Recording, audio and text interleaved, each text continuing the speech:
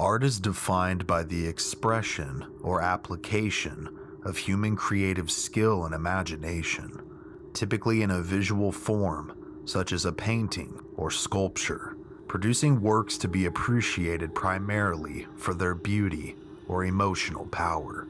Art takes time and effort, sometimes sweat, tears, and blood, literally.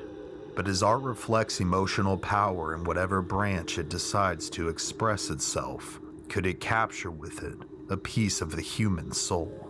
When a man inherits a strange painting from his grandmother, bizarre happenings begin to manifest within his home. Can he decipher the paranormal mystery surrounding it before it's too late?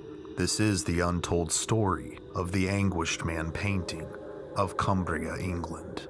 And this particular story, like the painting itself, is an unsettling one.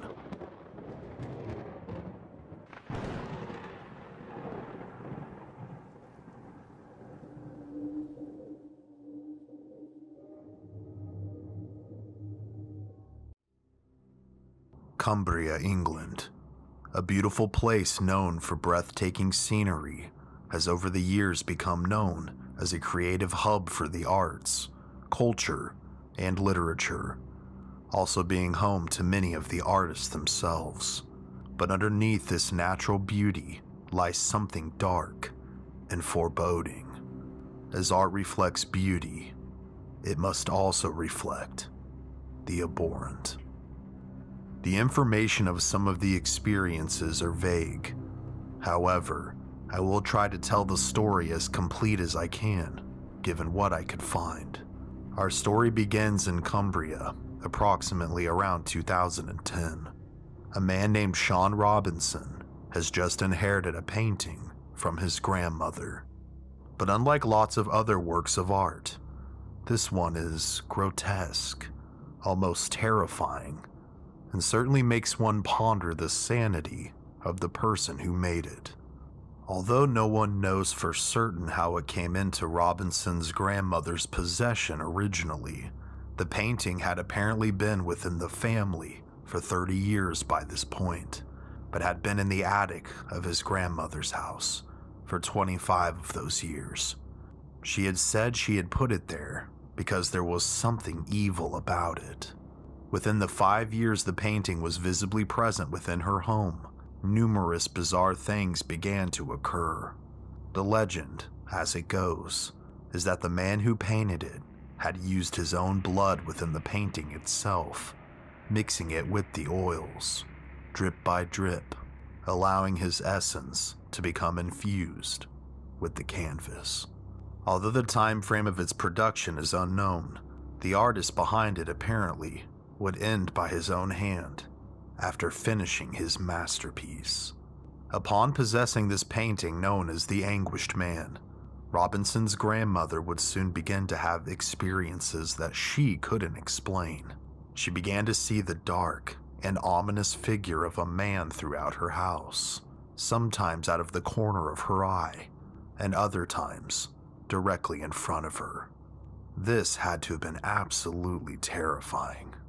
I'm not entirely sure of her living arrangement, if her husband was still alive or not, but for speculation's sake, imagine being older and living alone, and then starting to see this spectral man wandering throughout your home, seemingly stalking you from the shadows.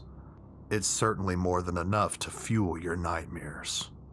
This would prompt her to eventually move the painting into the attic, possibly out of fear as to what would happen if she got rid of it.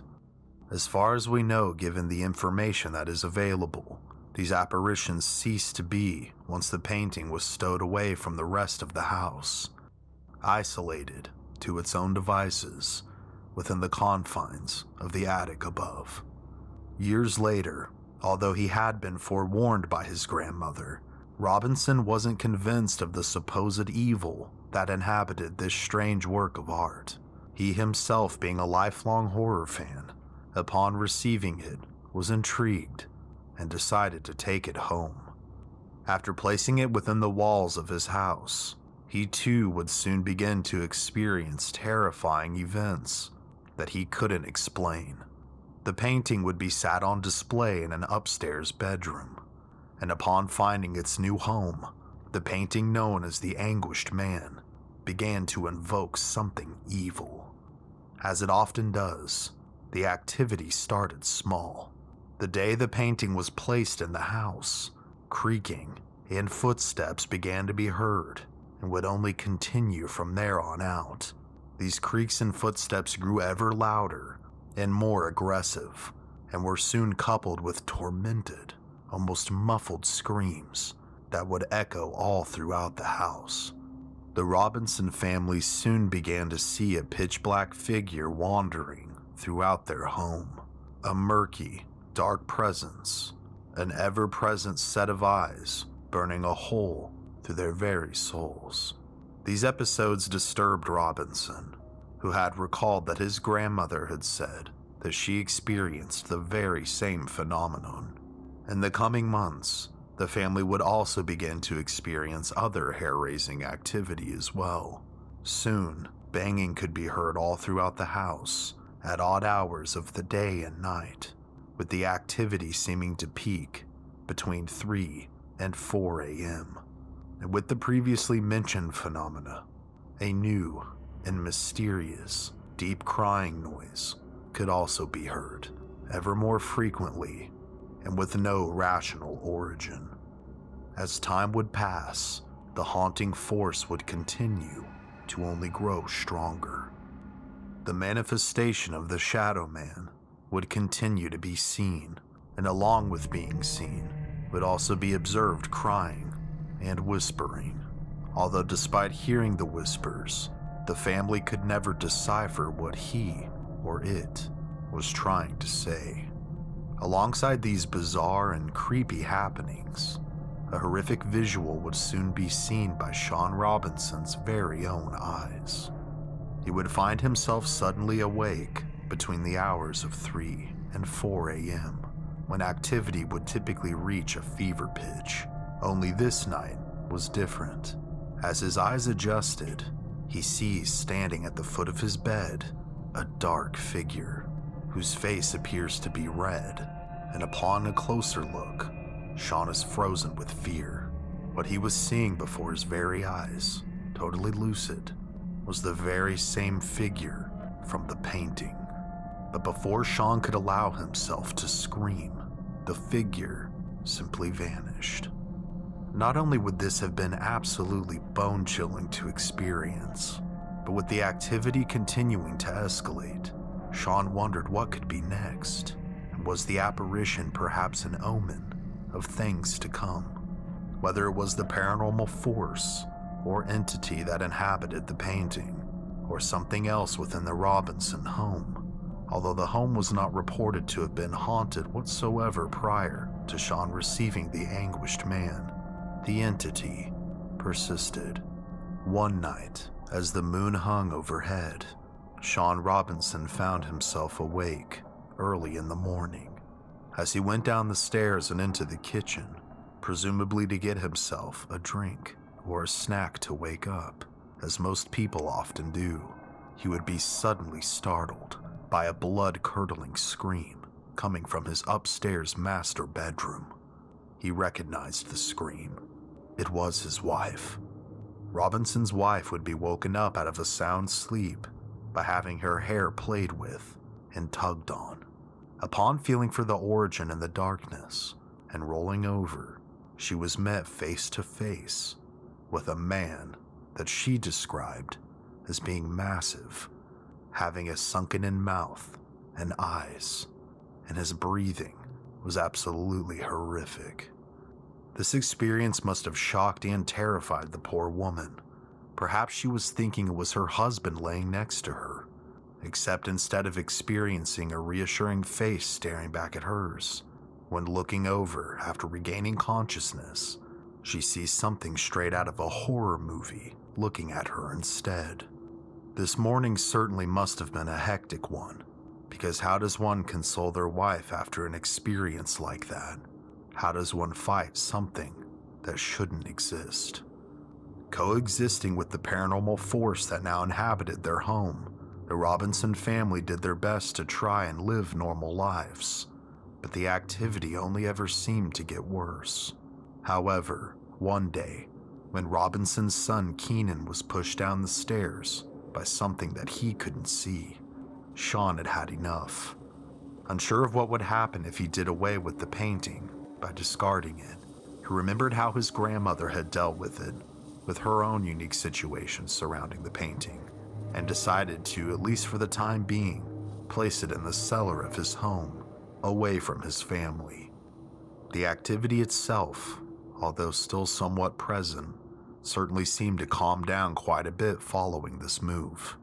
In the years to come, Sean Robinson would begin to document the hauntings surrounding the anguished man.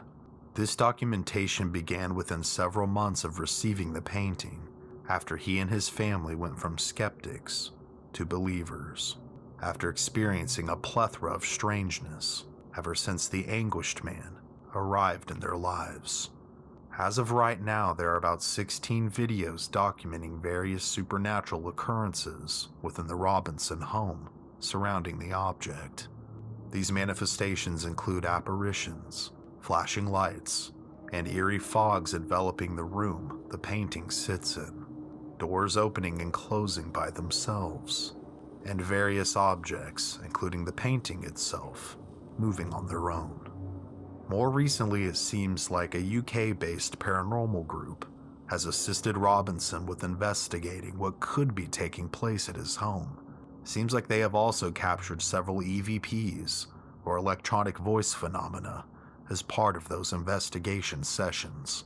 I will be linking Sean Robinson's YouTube channel below, so you can go see for yourself, if you wish to do so. And before we conclude this odd story, first, let us speculate as to what could be happening. Starting from the beginning, Sean's grandmother came into possession of the painting, but how did she receive it? Did she purchase it, or was it a gift? And if so, from who? With these questions, we are only left with more. Just how could she or anyone have become aware of the supposed backstory of how the painting came to be if the artist is unknown? Perhaps the person who sold it or gifted it to her knew them but kept them unnamed. Perhaps they painted it under a pen name, and upon their death, their true identity was lost. It's hard to say. Upon her initial experiences of seeing the apparition of a large man wandering throughout her home and crying out, I'm curious if she saw any sort of religious or paranormal help. I'm also curious if she lived alone at the time, or with her husband. But regardless of her living situation, those would be terrifying things to see and deal with. But in my opinion, they would be made so much worse if you were alone, let alone by yourself and elderly. And it seems like paranormal forces such as these, the ones that are perceived to be evil, tend to feed off of human fear, like an energy source. These manifestations would lead her to vanquish the painting into her attic after having it on display for 5 years, for the next 25 years. I wonder why she didn't get rid of it though. Did she fear it would come back, or that the activity would somehow be worse? And with the painting being in the attic, I wonder if anyone went up there and experienced anything, or if she ever heard any noises coming from the attic itself, because as far as we know, the activity ceased once it was placed there, but that's only a conclusion drawn with very limited information. Once Sean had received the anguished man and placed it on display within his home, he too began to experience the same exact things that his grandmother had, and more. But from the sounds of it, at a minimum, he and his wife and children experienced the bizarre phenomena. But I'm also curious if any guests who visited, if they experienced anything that perhaps we just haven't had the chance to hear about. And yet another question. Just why would someone want to display something so hideous in their house? I mean, the mere sight of this painting gives me an eerie vibe. Its dark, soulless eyes and muted screams of terror upon its red face are more than enough for me. I can almost imagine this thing stalking me from the shadows and sneaking up on me, with a horrific sound emanating from its face, as it smothers me or something. But besides provoking the imagination in a positive or negative manner, if I woke up and saw the anguished man in the flesh from the painting, that would be it for me. I would absolutely seek some kind of assistance and or burn the thing. It's hard to say exactly what one should or would do given the situation until they find themselves experiencing it. But I have to say the Robinson family's experiences sound absolutely terror-inducing. There are many theories as to what the entity could be or what the activity could be caused by. It seems like the majority of researchers of this case, myself now included, believe the haunting to be an intelligent one, meaning that an entity can communicate with the living and even physically attack. But others seem to think that the entity isn't stowed away within the painting, but rather that the painting is a conduit itself, something that opens a portal between our realm or dimension to another one that allows in this strange and menacing presence. Could perhaps the insanity, blood infusion, and ultimate sacrifice of the artist that allegedly painted it, upon achieving its final form, have something to do with this? Was it an intentional decision or goal on behalf of the artist? It's hard to say. And as many people have, I do also have to ask, is the case genuine? Although Sean Robinson seems like he enjoys a good horror movie, as most of us do, I would say, he doesn't give me vibes of a charlatan or anything of the sort personally. Some people have accused him of making the entire thing up, but I'd have to follow up with the question of why. I highly doubt he's profited very much from the story anyways, especially judging from his YouTube numbers, and that is in no way, shape, or form a dig of any kind. If anything, to me, it just backs up the validity of his intentions.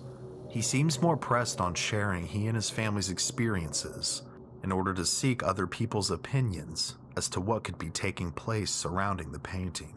More recently, as previously mentioned, it seems like he's perhaps now had some paranormal assistance from a professional group who can maybe give him some more insight as to what could be happening. But what do you think? Answer one of my many posed questions below in the comments, or feel free to share your own thoughts. I'd love to read them. As for the Robinson family as a whole, I hope that they eventually find answers surrounding the mysterious oddity known as the anguished man. And the rest of us better pray that we don't come into possession of such an item, because if we did, perhaps the sunken-in face of the creature on the canvas will be stalking you in flesh and bone, a manifestation of your fear, watching and waiting to take you back home with it, wherever that home may be in the darkness.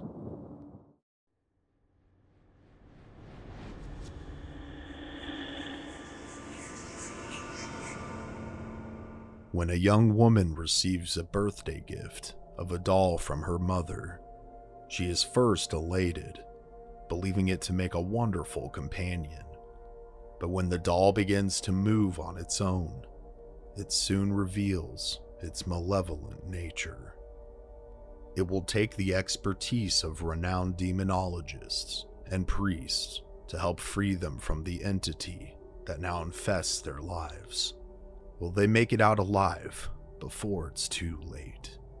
This is the untold story of Annabelle, the demonic doll of Connecticut.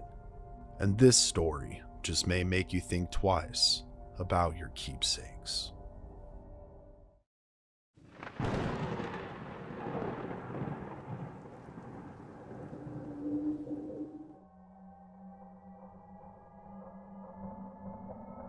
Our story begins in 1970.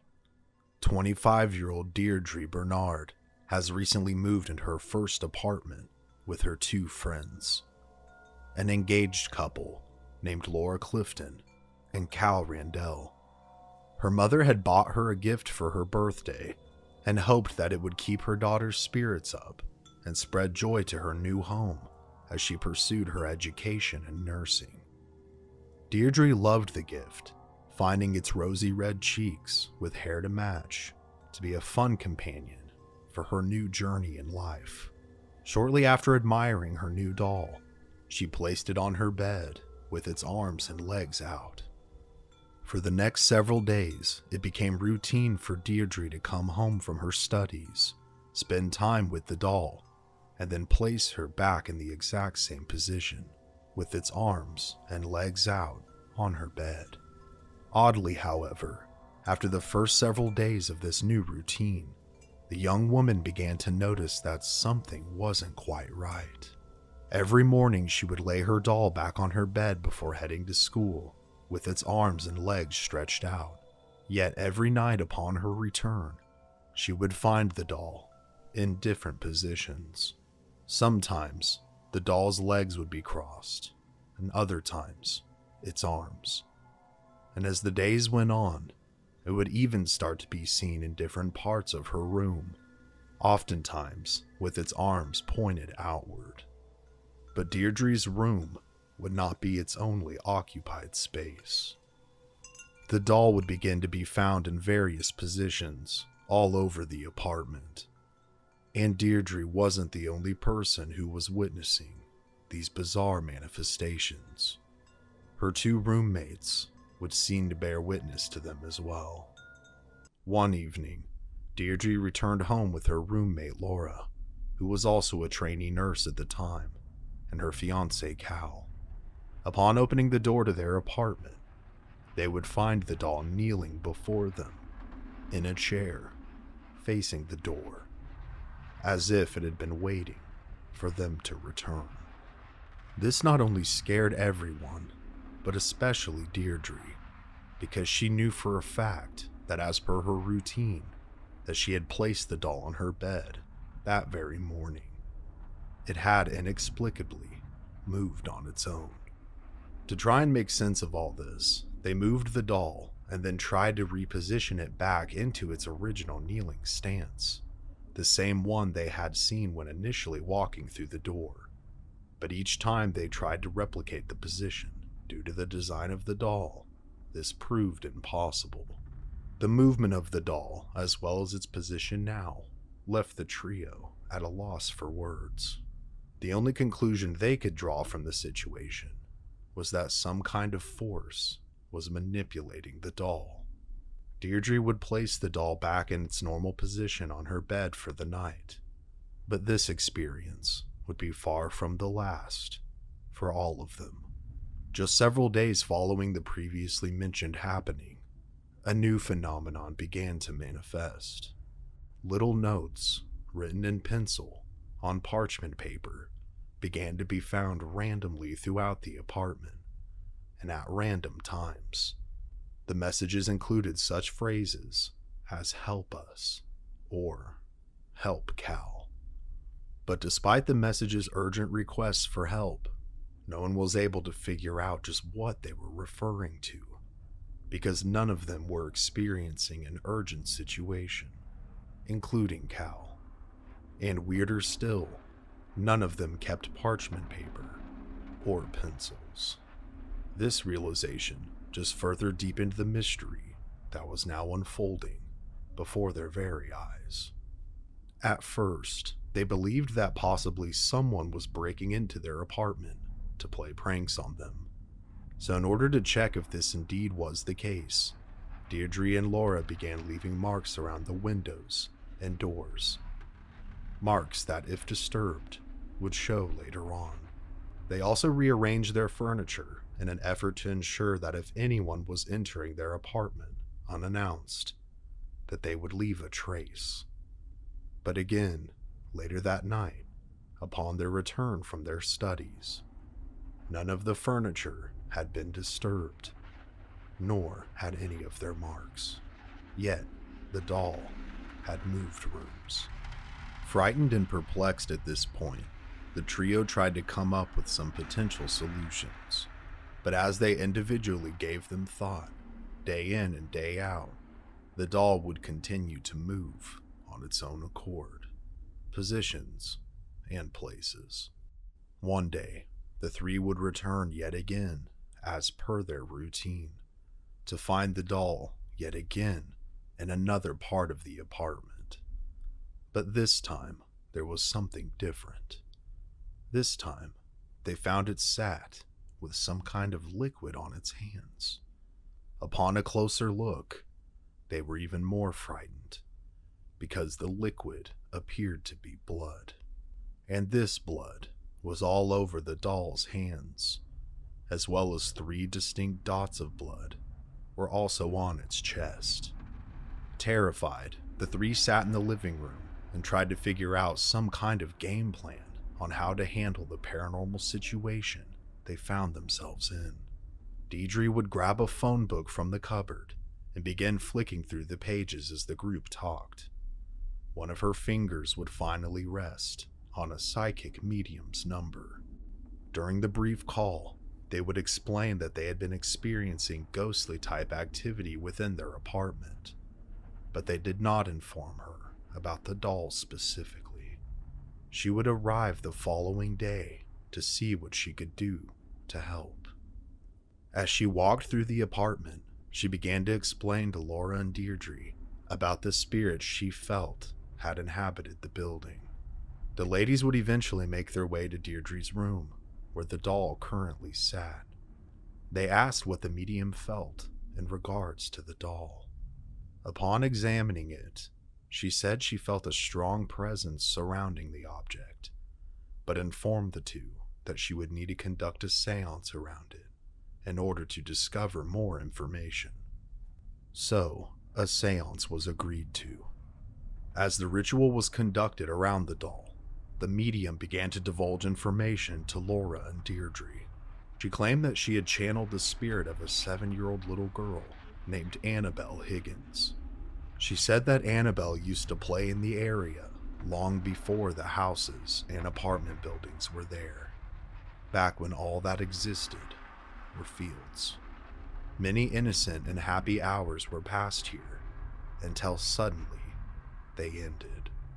Annabelle was confused as to what had happened to her, to which the medium interpreted to be her death.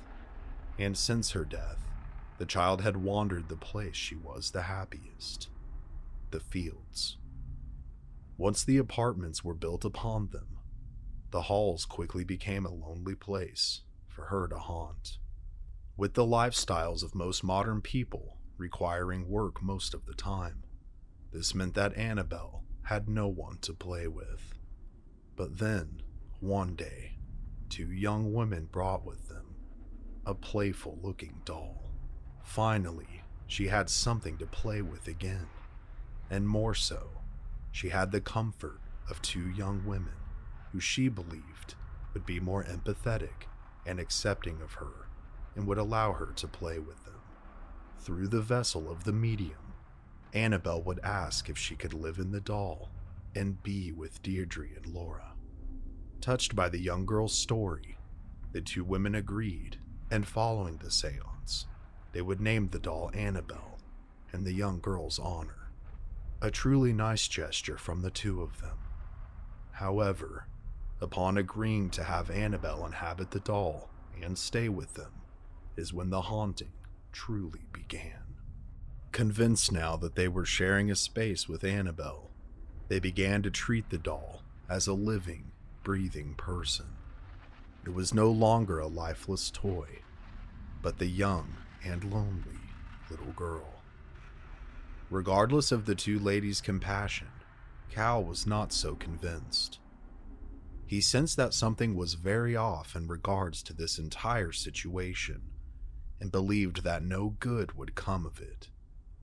He thought the doll could possibly be some kind of trickster or a conduit that disguised its true intentions.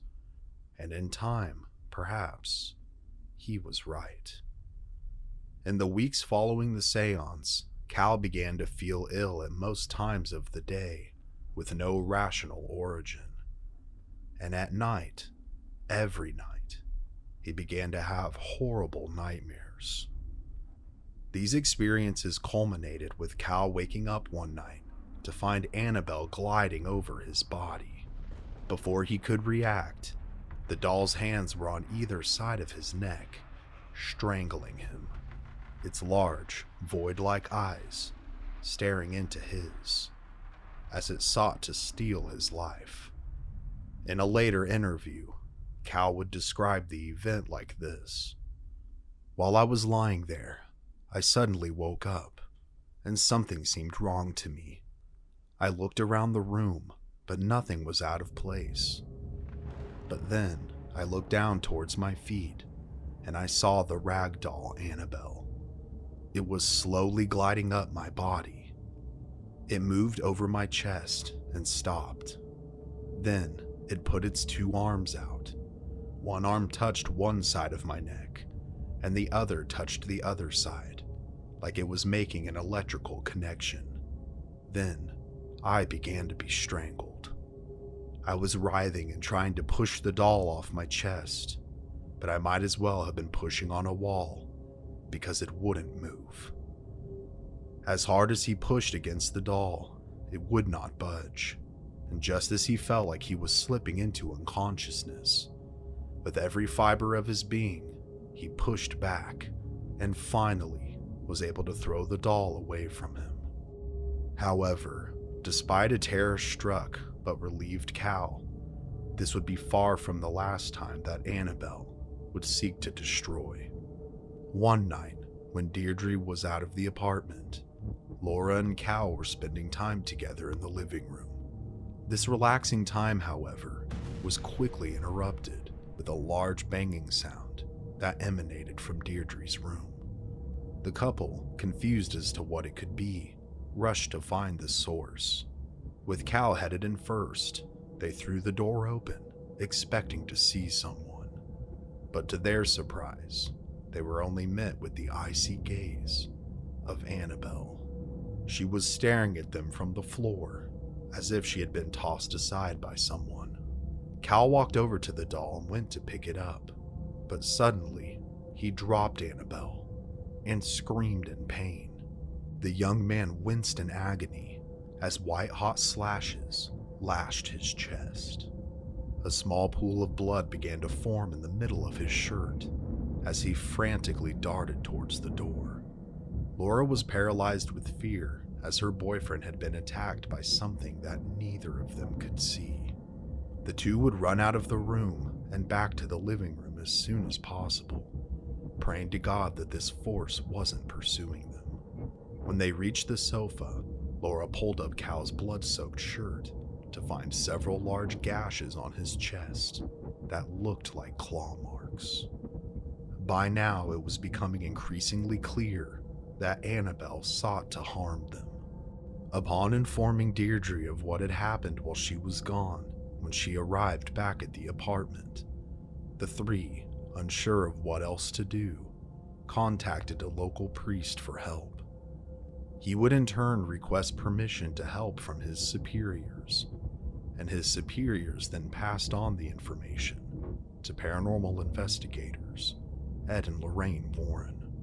The Warrens were intrigued by what was allegedly taking place and decided to pursue the case in hopes of helping the young trio. Upon arriving at their apartment, hearing each person's testimonies and observing how the space felt, as well as the doll itself, the Warrens believed the happenings to be a result of a heavy demonic infestation. They believed that the demon didn't specifically haunt just their apartment, but rather the building itself and the land around it, that it had seen the doll as a way in. They further explained that the seance had essentially allowed the demon to communicate directly with them, to be invited into their lives. All of those who were present and taking place in the ritual were highly vulnerable spiritually, and this opened them up to manipulation from the demon, which spun a false narrative that it was instead the spirit of little, lonely Annabelle. Then, following the seance, Deirdre and Laura had paid credence to the doll instead of ignoring it, which only fed the demon more energy. It would then continue to feed off them by manipulating their caring and maternal emotions, since the women were powerless to resist, feeling sorry for the little girl who just wanted to play and be cared for. But once the women had accepted the demon into their lives, they and everyone around them became fair game. The entity no longer had to masquerade itself. It was free to unleash its true form. The couple had sensed that the demon was a very powerful one, given how strong it had continued to grow and infest their lives, given its proclivity to violence. If left unchecked, it would have probably tried to kill one or all of them within the next several weeks. After explaining the seriousness of the situation they found themselves in, the Warrens then contacted a priest they frequently worked with on demonic cases, a man named Father Everett.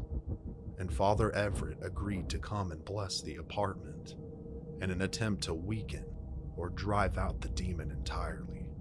In due time, he too would arrive and conduct the blessing.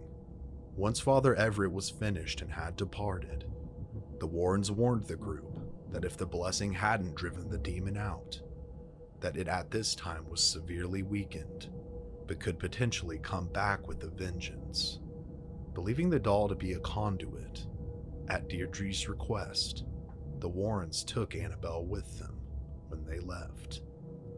Deirdre, Laura, and Cal were now thankfully free of the demonic entity that had plagued their lives. However, Annabelle's story is far from over. The Warrens' problems seemed to begin as soon as Annabelle was stuffed into Ed's briefcase.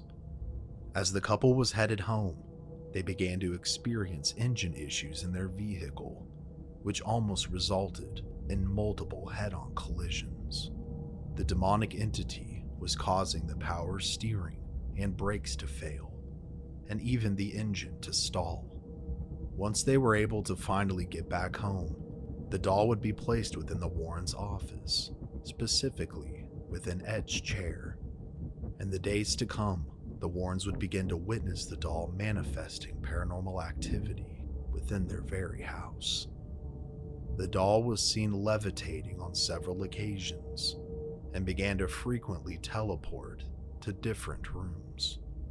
And the same little notes, written with pencil on parchment paper, began to appear with all too familiar phrases, such as "help me," and then now, "help us."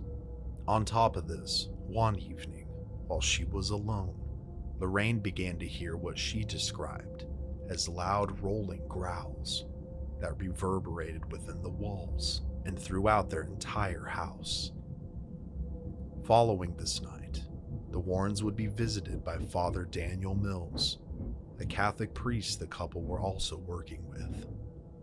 Upon inquiring about their dealings with the doll, the priest made the mistake of picking up Annabelle and telling her that "you are nothing but a rag doll, and you can't hurt anything."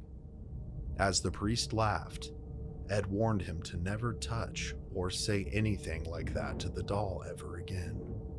As he prepared to leave, Lorraine warned the priest to please drive carefully, because her clairvoyance had revealed to her an impending tragedy involving a young priest.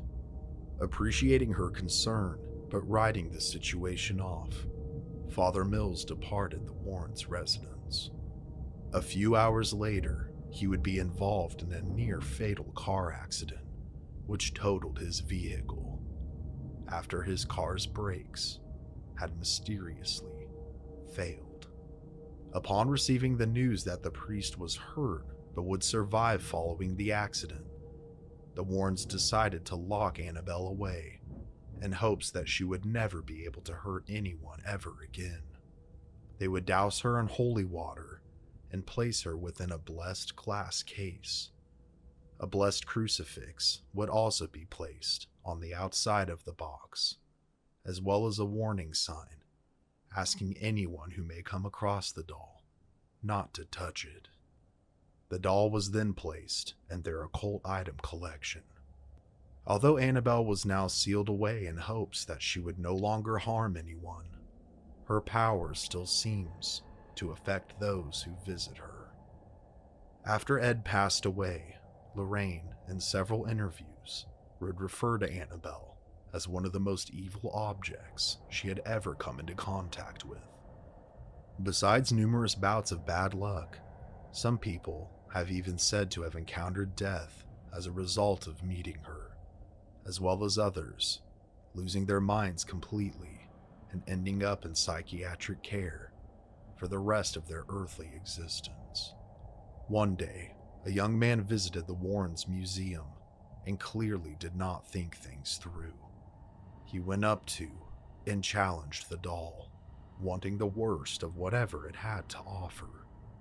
He had apparently driven to the museum with his girlfriend on his motorcycle. Upon their departure, 3 hours into their trip home, the man would lose control of his vehicle and would hit a tree at a very high speed. He would die almost instantly due to the impact. His girlfriend, on the other hand, survived, but would remain hospitalized for over a year. Was this particular instance coincidence, or the demon inhabiting the doll inflicting exactly what it had to offer? Although the Warrens did explain how the demon came into the doll, it begs a bit of a deeper question, one that we've seen reoccurring multiple times over our various coverage of haunted objects, and that is how much attention is too much attention or dedication when it comes to objects. Because it seems like depending on your spiritual state and location, that dedication or that imbuement could potentially open a door or create a vessel for something malicious to make its way in. I know that the Warrens are controversial figures, now even in death, but regardless, they are integral to many of the paranormal stories we have and will have covered in the future. But what do you think? Was Annabelle truly possessed? Was the whole case legitimate or a hoax? And with these questions, you may find yourself wondering, where is the Annabelle doll today? Annabelle remains sealed in the same box she was placed in 50 years ago. Ed and Lorraine's daughter, Judy Spira, and her husband, Tony, continue to hold the torch for the Warrens and their work.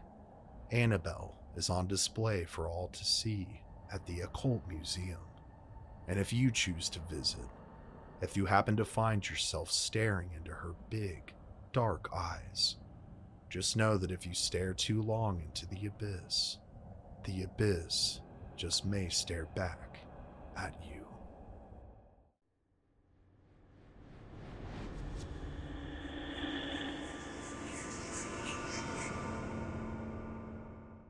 Can a soul or the essence of an entity become trapped inside of an object? Could one channeling enough energy, dedication, and care into something allow an otherworldly presence to possess it, attracting spirits like moths to a flame? We have covered haunted objects here before, such as Okiku the doll, among others. But this story is too infamous to not be given the time of day, and although it has been told many times, perhaps you will learn a detail or two that you've never heard before. This is the untold story of Robert the Doll and the malevolent monstrosity that stares at the world from behind its beady little eyes.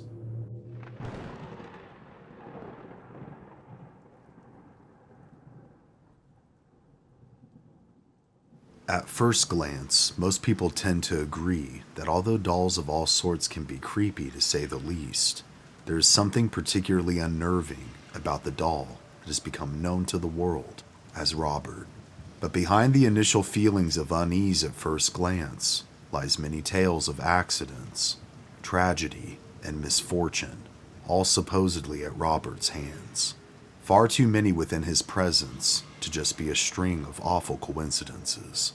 But if an evil force supposedly lives within the confines of this century-old child's toy, to come to recognize and understand just what it could be, we must first tell its story. And to tell Robert's story properly, we must first start at the very beginning. As with many legends, there are multiple versions of the origin story and how Robert the Doll came to be. Having read through most, if not all of them, I'll be sharing with you the most agreed upon origin for accuracy's sake in the beginning, and we will explore other theories and origin stories later in this video. The year is 1904, and a man named Thomas Otto is on a trip in Germany. Whether it was for business or leisure, we can't say, but during his trip, he decided to pick up a gift for his young grandson's birthday to take back home with him to the States. As he perused various shops throughout his time there, he stumbled across a toy that he believed would be the perfect fit for the young boy. Perched on display behind a pale glass window sat a doll. The doll was about the size of a young child and was accompanied by a small dog doll as well. Knowing that his grandson was lonely on the large family estate and was very fond of dogs as well, Thomas believed he had found what he had been searching for and quickly purchased the toy. In due time, he would find his way back to the United States once his trip was over, bringing his precious cargo with him. Making his way back to the family estate, located in Key West, Florida, to greet his family after months abroad, Thomas, in an act of innocence and excitement, gifted the toy to his grandson Eugene for his 8th birthday. As soon as Eugene laid eyes on the gift he had received, he became ecstatic. With no other children his own age in the home or nearby, he now for once had his very own friend, his own best friend, and one that could accompany him wherever he went. Sitting at around 3 feet tall with his little dog, Eugene named his new friend Robert. But Robert, of course, needed clothes to fit for years of adventures to come, so Eugene's mother, Maria, quickly found just what he was missing: a small sailor's outfit that had once belonged to her son, but had long since been outgrown. After placing Robert in his new clothes, the two were off to play, and soon became inseparable. Wherever Eugene went, Robert accompanied him. From hours of play inside and outside of the house, to the dinner table, and bedtime, his new best friend was everything the young man wanted, and much more. Besides constant companionship, Eugene began to confide in the doll, often speaking to him as if he was a person in his own right. His parents, who were first just as elated as their young son was at his excitement over his new toy, began to grow concerned over how close their son was to the doll, but they would initially write off the behavior, as most would, since lonely children with their imaginations still very much active will typically invent imaginary friends or adventurous stories to fill the void or lack of friends and real adventures within their daily lives. But over the months since Robert had arrived, they noticed a bizarre shift in Eugene's personality. He began to grow extremely possessive and obsessive over Robert, and would lash out at his parents, sometimes violently, if the doll was not in his sight at all times. It would soon appear that Eugene's obsession with his cloth companion and shift in behavior wasn't the only strange activity that was taking place. One night, as she tucked her son into bed, Maria overheard Eugene whispering to Robert, something that at this point had become a daily occurrence. But as she closed the door to his room and began to walk away, she heard a deep, guttural voice respond to her son. Shocked and terrified, she rushed back into her son's room, only to find him laying with the doll, as per usual. When she asked him just who was speaking, he simply answered, "Robert." This scary happening wouldn't be the last. About a year into Robert the doll inhabiting their Key West estate, the Ottos noticed yet another shift in their son's behavior. But this time, it was almost the exact opposite of what the initial shift had been. Eugene had gone from a quiet and shy but charming young man to a belligerent, angry, and possessive boy. But now, he had become one that was meek, full of anxiety, and constantly seemed like he was walking on eggshells. He had now also taken to violent fits on occasion, as if something was trying to overtake his body and soul. The guttural voice that Maria had heard a year ago could be heard much more frequently now, and just as frequently, almost nightly, it became commonplace to hear what sounded like glass breaking and constant commotion coming from Eugene's room. Upon hearing the turmoil, his parents would rush to discover the source. Upon opening their son's door, they would find his furniture dumped upside down. Other toys of his would be smashed or in pieces. And Eugene would almost always be in the corner of the room in his bed, petrified, while Robert the doll would be in his usual space nearby. Upon asking just what had happened, they would be met with an all too familiar answer at this point. They would ask, just who did this, Eugene? And his answer would always be, Robert. Noticing the activity becoming more and more intense, and being a God-fearing woman herself, Maria was deeply disturbed by what was taking place in her home, and what was taking place to her family, particularly her son. Besides the nightly terror that now plagued them, she was very much disturbed by this guttural voice that she kept hearing.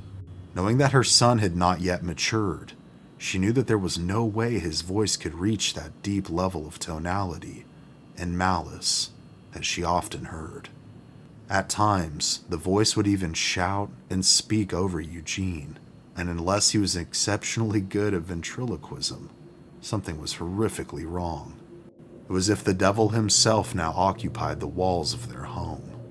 Like a stain or a liquid, the presence had slowly seeped in and permeated throughout their lives. One night, as per usual, the family settles down to sleep, as the clouds spiral and the moon now haunts the sky above them, gleaming down overhead. The family's peace is shattered by the horrific screams of their son and the echoes of the sounds of things being broken. Wide-eyed and terrified, Eugene's parents rush to their son's aid. Lantern in hand, the closer they get to his room, the louder the low and horrible voice becomes, and the louder the screams of Eugene become as well.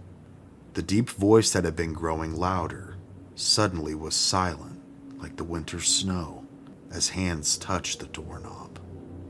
Quickly overcoming their fear for the sake of their boy, the couple throw the door open to find their son huddled underneath his sheets. His room was almost completely destroyed. Most of his belongings were in pieces or tatters. From what was left of his toys, to his furniture, to even his clothes. Poor Eugene was shaking in the corner of his room, opposite his bed, and Robert, along with his beady-eyed companion, were in his bed, staring at them all, silently. By this point, Maria knew that whatever Robert was, or whatever inhabited him, was truly evil. But unsure of how to handle the situation, or what exactly they were dealing with, in a fit of rage, she grabbed the doll and rushed to the attic, casting Robert and his canine companion into the darkness above. This would remain his home until a better idea presented itself as to what to do with him. The low groans and screams and breaking ceased in Eugene's room, but would frequently be heard in the attic.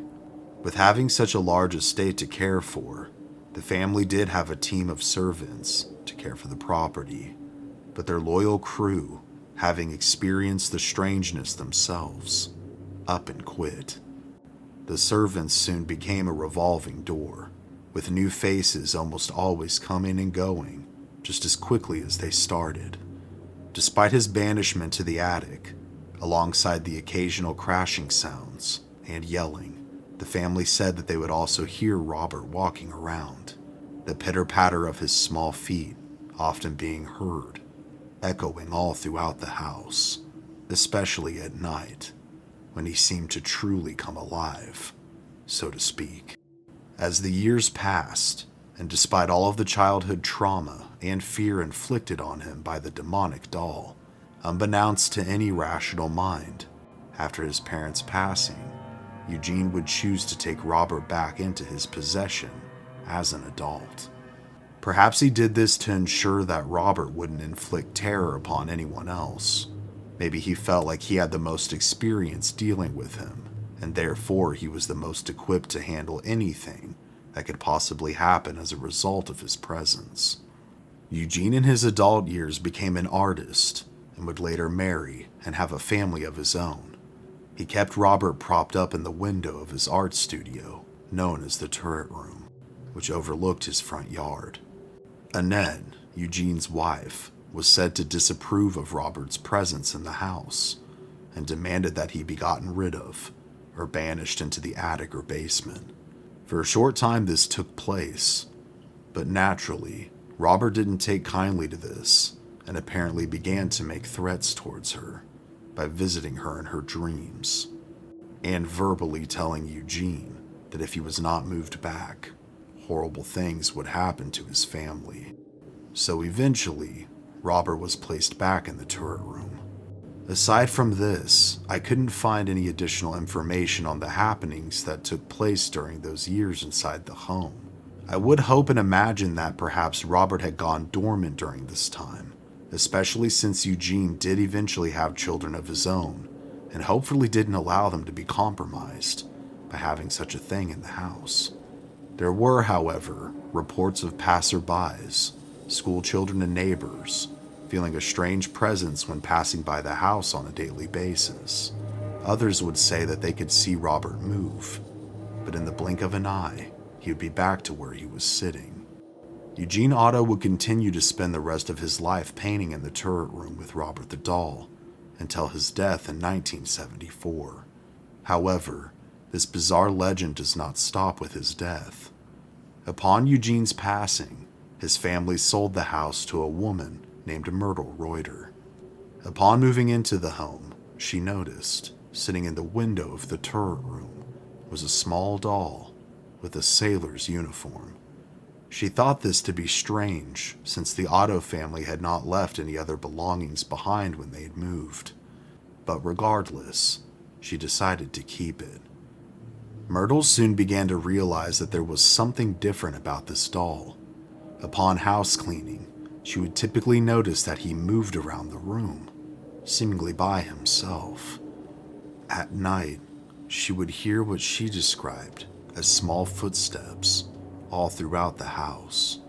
Guests who would visit her claimed too that Robert would move of his own volition, and that his blank expression would change to one of rage if anyone discussed him in a negative way. Myrtle would eventually reach out and speak with the widowed Annette Otto, who would confirm her worst fears, that something otherworldly inhabited Robert the doll. After dealing with his antics for years, she finally decided to reach out to a local museum and would donate Robert in 1994 to the Fort East Martello Museum in Key West, Florida, where he remains today. But as with each previous relocation, his story does not end here either. Placed inside his own glass display for the public to see him each and every day, one would think that perhaps Robert's antics would cease. He was, of course, a natural source of curiosity and would be seen and admired by many people daily, but you would be very wrong. Staff at the museum have claimed to find Robert in various positions within his case, as if he was attempting to break out of it, or had been out of it prior, and had just re-entered it.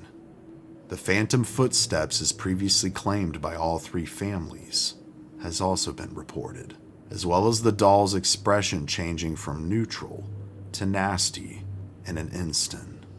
The afflictions first started with the staff themselves, from horrible bouts of rare diseases to relationship breakdowns and marriage failures, as well as unique instances of psychosis. Over the years, the curse of Robert the doll began to take shape and become a well-known phenomena. But it would soon spread to many others besides the staff themselves, Many people, upon visiting Robert's exhibit, finding him strange to say the least, would often mock him, berate him, or just laugh at his appearance. Little did they know that they would be inviting the wrath of something otherworldly. Shortly after their visit, droves of people began to experience shockingly similar happenings to that of the staff, varying in intensity, almost as if their punishment was being tapered to fit their crimes. From less serious experiences, like paranormal activity beginning in their home, horrible luck, and job loss to name a few, to much more serious experiences, like exotic disease diagnosis, rare cancers, relationship disintegration, and others, car accidents, falls, and even untimely death.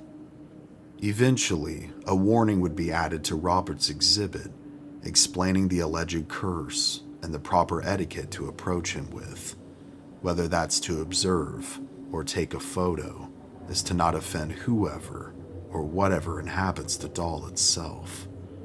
Over the decades, an entire wall has been dedicated to the letters people have dropped off or sent the museum if they weren't able to come in person, begging for Robert's forgiveness, hoping to end whatever horrible situation they found themselves in after their visit. To this day, there are over 1,000 letters, with more continuing to be added each and every year. But could there be more to this legend? As I mentioned in the beginning of the video, there is another origin story that could explain just what inhabits the doll and how it got there. I will also add several elements that I found interesting relating to the case itself. The alternative origin story says that a young woman of Bahamian descent gave Thomas Otto the doll as a retaliation for a misdeed. As to why this would have taken place is not known, but speculation has led many to believe that the girl, or perhaps a relative, had been a member of staff at some point or another at the family's Key West estate.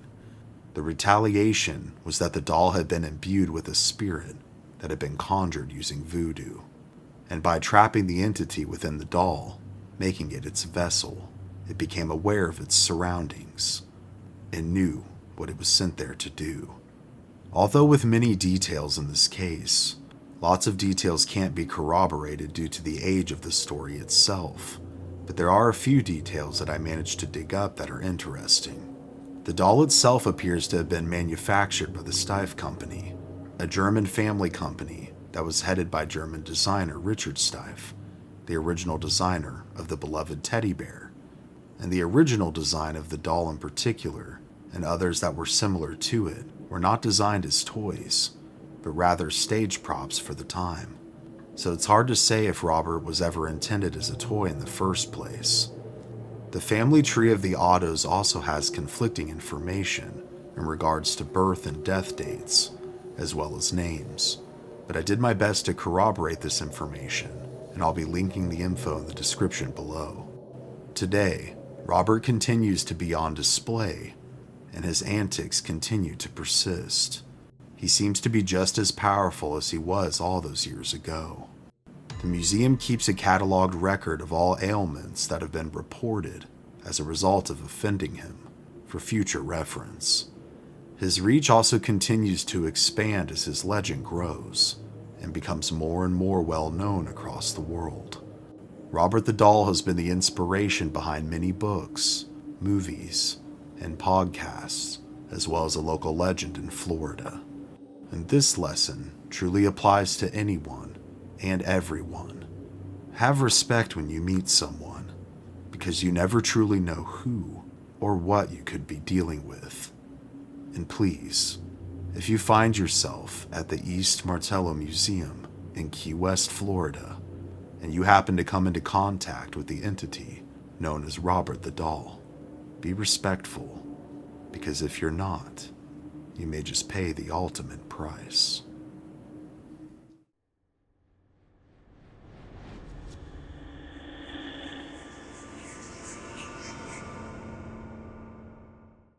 Could an item, if given enough energy, devotion, and focus begin to take on a life of its own?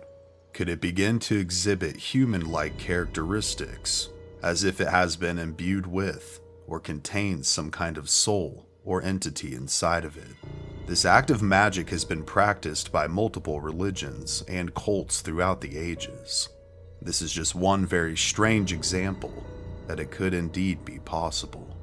After a gracious gift was placed into the arms of a little girl, tragedy would strike, and what follows would continue to haunt the family, the citizens of the village, and would soon cross far beyond the barriers of land and sea.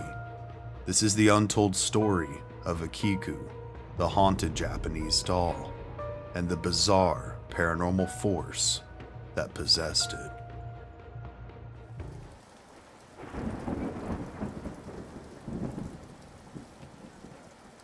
Japan is a very mystical and spiritual place, a place where the souls of the past seem to interact with the living. Such places where this spiritual energy seems to be most visible is throughout many of Japan's spiritual temples.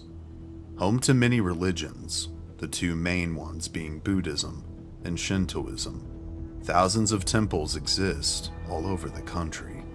But one in particular houses a spiritual artifact that has a tragic backstory and an even more terrifying story that continues to be written to this day.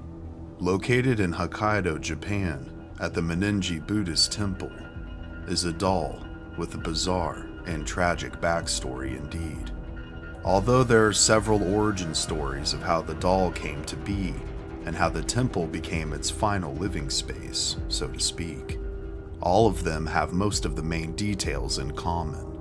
Therefore, I'll be telling the most agreed upon origin story to try and be as true to the legend as I can.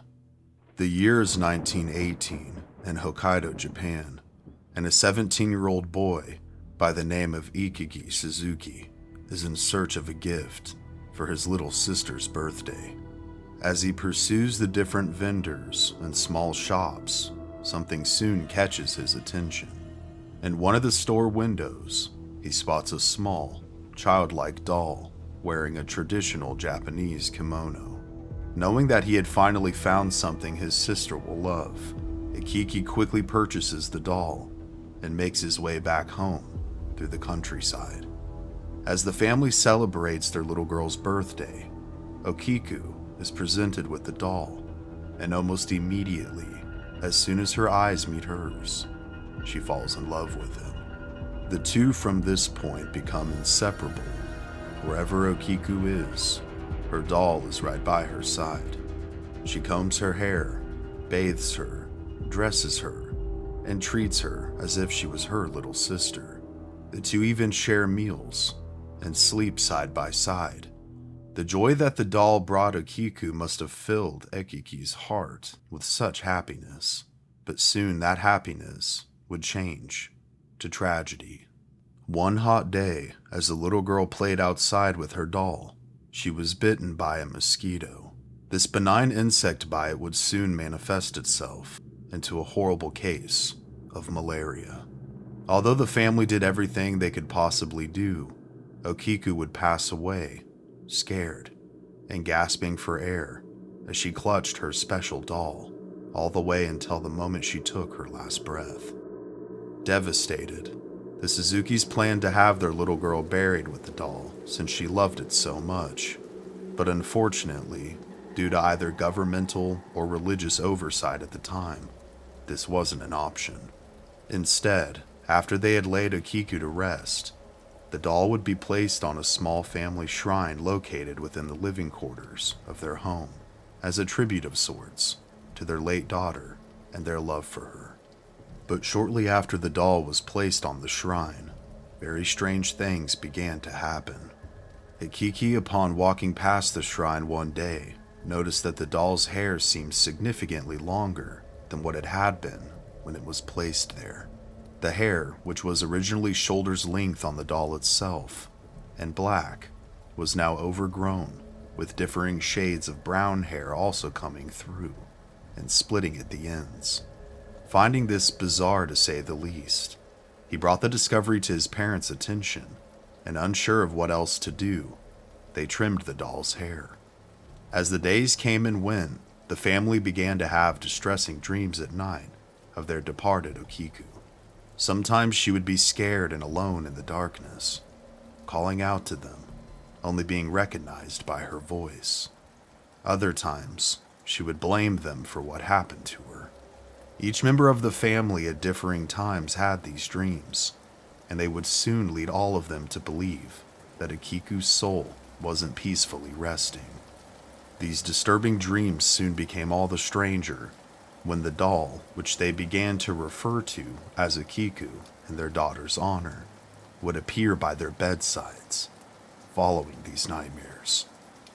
One such incident involved the father of the family waking up in a cold sweat, only to be met face to face with the blank and lifeless stare of the doll.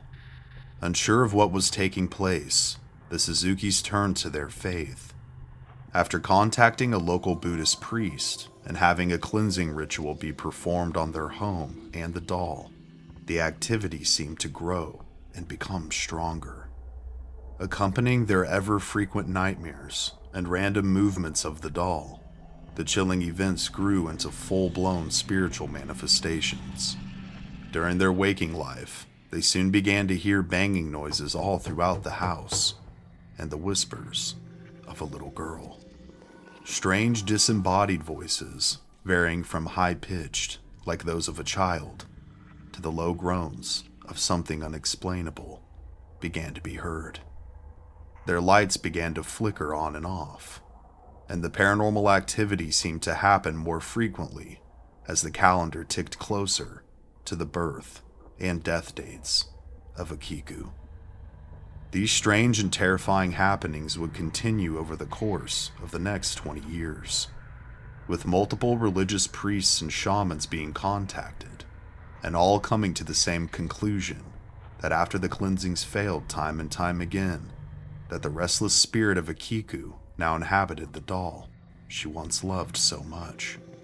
Finally, needing a major change and unable to deal with the ever-intensifying spiritual presence that seemed to haunt their home, the Suzukis relocated to a different district.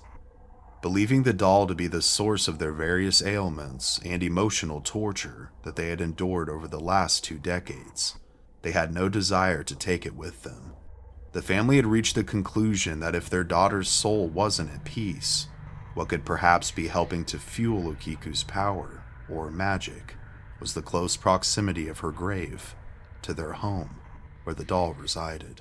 So in order to distance the doll from the grave, the family approached the Menenji Buddhist temple in Hokkaido, and over the years, the doll's reputation for being haunted had spread throughout the community, and indeed the majority of the country. This was more than likely due to the various interactions between the spiritual community and the Suzuki family. Finding the doll to be mesmerizing and possibly a unique opportunity to commute and interact with the dead if the stories were true, the leaders and priests of the Menenji temple agreed to home Okiku permanently. As with many legends, we find lots of details to be exaggerated over time, and perhaps some of the details to not be true at all. And this is what the priests were originally thinking, that perhaps due to grief, the family was dealing with other spiritual ailments, perhaps unrelated to the doll, or causing the doll to be a vessel of sorts for restless spirits. However, as the years came and went, as Okiku now called the temple her home, they began to slowly but surely experience the same strangeness the Suzukis had for all of those years. Okiku's hair continued to grow, and this baffled the priests. They would eventually have the hair trimmed and tested, and the hair was said to belong to a little girl. They found that the entity seemed to be appeased when her hair was trimmed and combed, and this led to less activity for a time, but the same activity, the knocking, banging, and disembodied voices, would soon plague the temple as well, and Okiku's power only seemed to grow. Any priest who seemed skeptical of the doll or attempted to cleanse it themselves soon had their dreams haunted as well, turning their sleep into restless fits. Their homes and rooms soon also began to manifest the very same activity that the temple was now exhibiting. With no remedy seeming to work, the leaders turned to appeasement instead, hoping that gestures of goodwill would keep the entity at bay. As years turned to decades, and as we've come into the 21st century, the priests of multiple generations now have overseen and cared for the doll known as Okiku. And though some of the more violent activity has faded, the general consensus is that she is now just as powerful as she was, or is perhaps more powerful as she's continued to age. It seems like as the more her fame and notoriety grows, the more visitors she has, the stronger she becomes.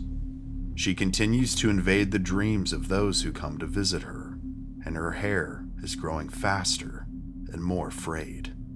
She is said to drive tourists mad who doubt her, with many people even reporting that besides seeing her strange hair and feeling a malevolent presence when visiting her, they've also had her stalk and appear in their dreams. Some more disturbing and recent reports have even suggested that her mouth is slowly opening, and that if you dare to peer inside of it, you may just catch a glimpse of baby-like teeth sprouting from her porcelain gums, as if whoever or whatever she is slowly turning to flesh and bone. The paranormal displays of her power continue to occur as well. Her permanent home, located within the Menaging Temple, is her own private shrine where she sits in a small wooden box on display. It is here that she watches and waits for anyone and everyone who dares to play with fire and invoke the power of the entity known as Okiku. But what are your thoughts? Was Okiku the girl trapped inside of the doll? In my opinion, although her spirit would be much older now, at the time of her death, she was either close to or was 3 years old, and no person at that age is capable of true malice, to the point to where she would become aware enough to begin to blame her parents and then torment them for decades to come. As children, our parents or our family are our entire world, so I find it incredibly difficult to think that these bizarre happenings were the result of her soul being restless and imbuing the doll. What I find more likely, and all the more interesting really, is the thought of invocation or the imbuing of the doll, like a conduit or a vessel of sorts. Okiku the girl was, as they said, inseparable from this doll. She fed it, bathed it, took naps with it, and everything else a small child would do with that wonderful imagination that they have. But could all of this dedication and focus, accompanied with the tragedy that took place, allow for a portal to open for an entity, whether non-human or a restless human spirit, to inhabit the doll? And by non-human, I mean a demon. This would make sense to me. Something that enjoys and grows more powerful off of pain and misfortune, or the emotional torment of others. As it causes the pain, it feeds off of it and grows ever stronger. This would not only explain the malevolent manifestations of whatever entity is present, but would also explain the still present force and the alleged ever-growing power of it. And depending on the entity's strength, it could also explain why the cleansings thus far have failed. However, if you find yourself taking a trip to Japan anytime soon, or you happen to call Japan home, if you find yourself in Hokkaido, you may want to steer clear of the Menaging Temple, because if you don't, the entity that inhabits the doll, known as Okiku, may just use you as its next feeding source, where it'll begin to plague your dreams, making you twist and turn, sweat and fear, as it grows ever stronger and attempts to cross from its world into ours, making our plane of existence its permanent residence.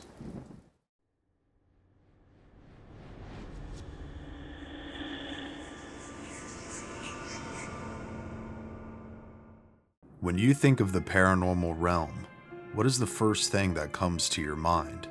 Is it a haunted place, a person who's being tormented by unseen forces, or an object, like a doll, that has seemingly taken on a life of its own?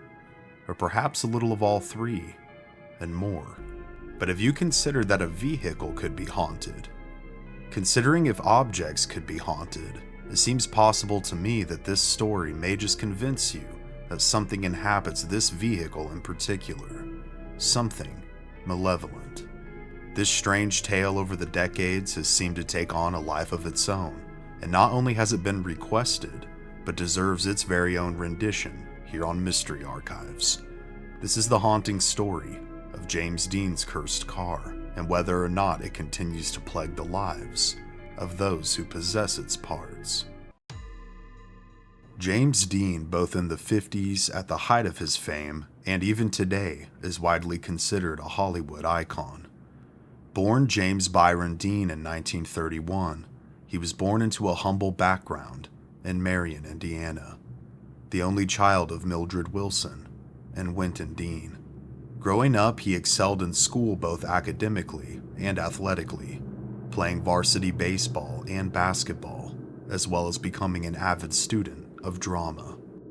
His efforts would eventually land him at UCLA in 1949 after his high school graduation, where he began to truly pursue his passion for acting.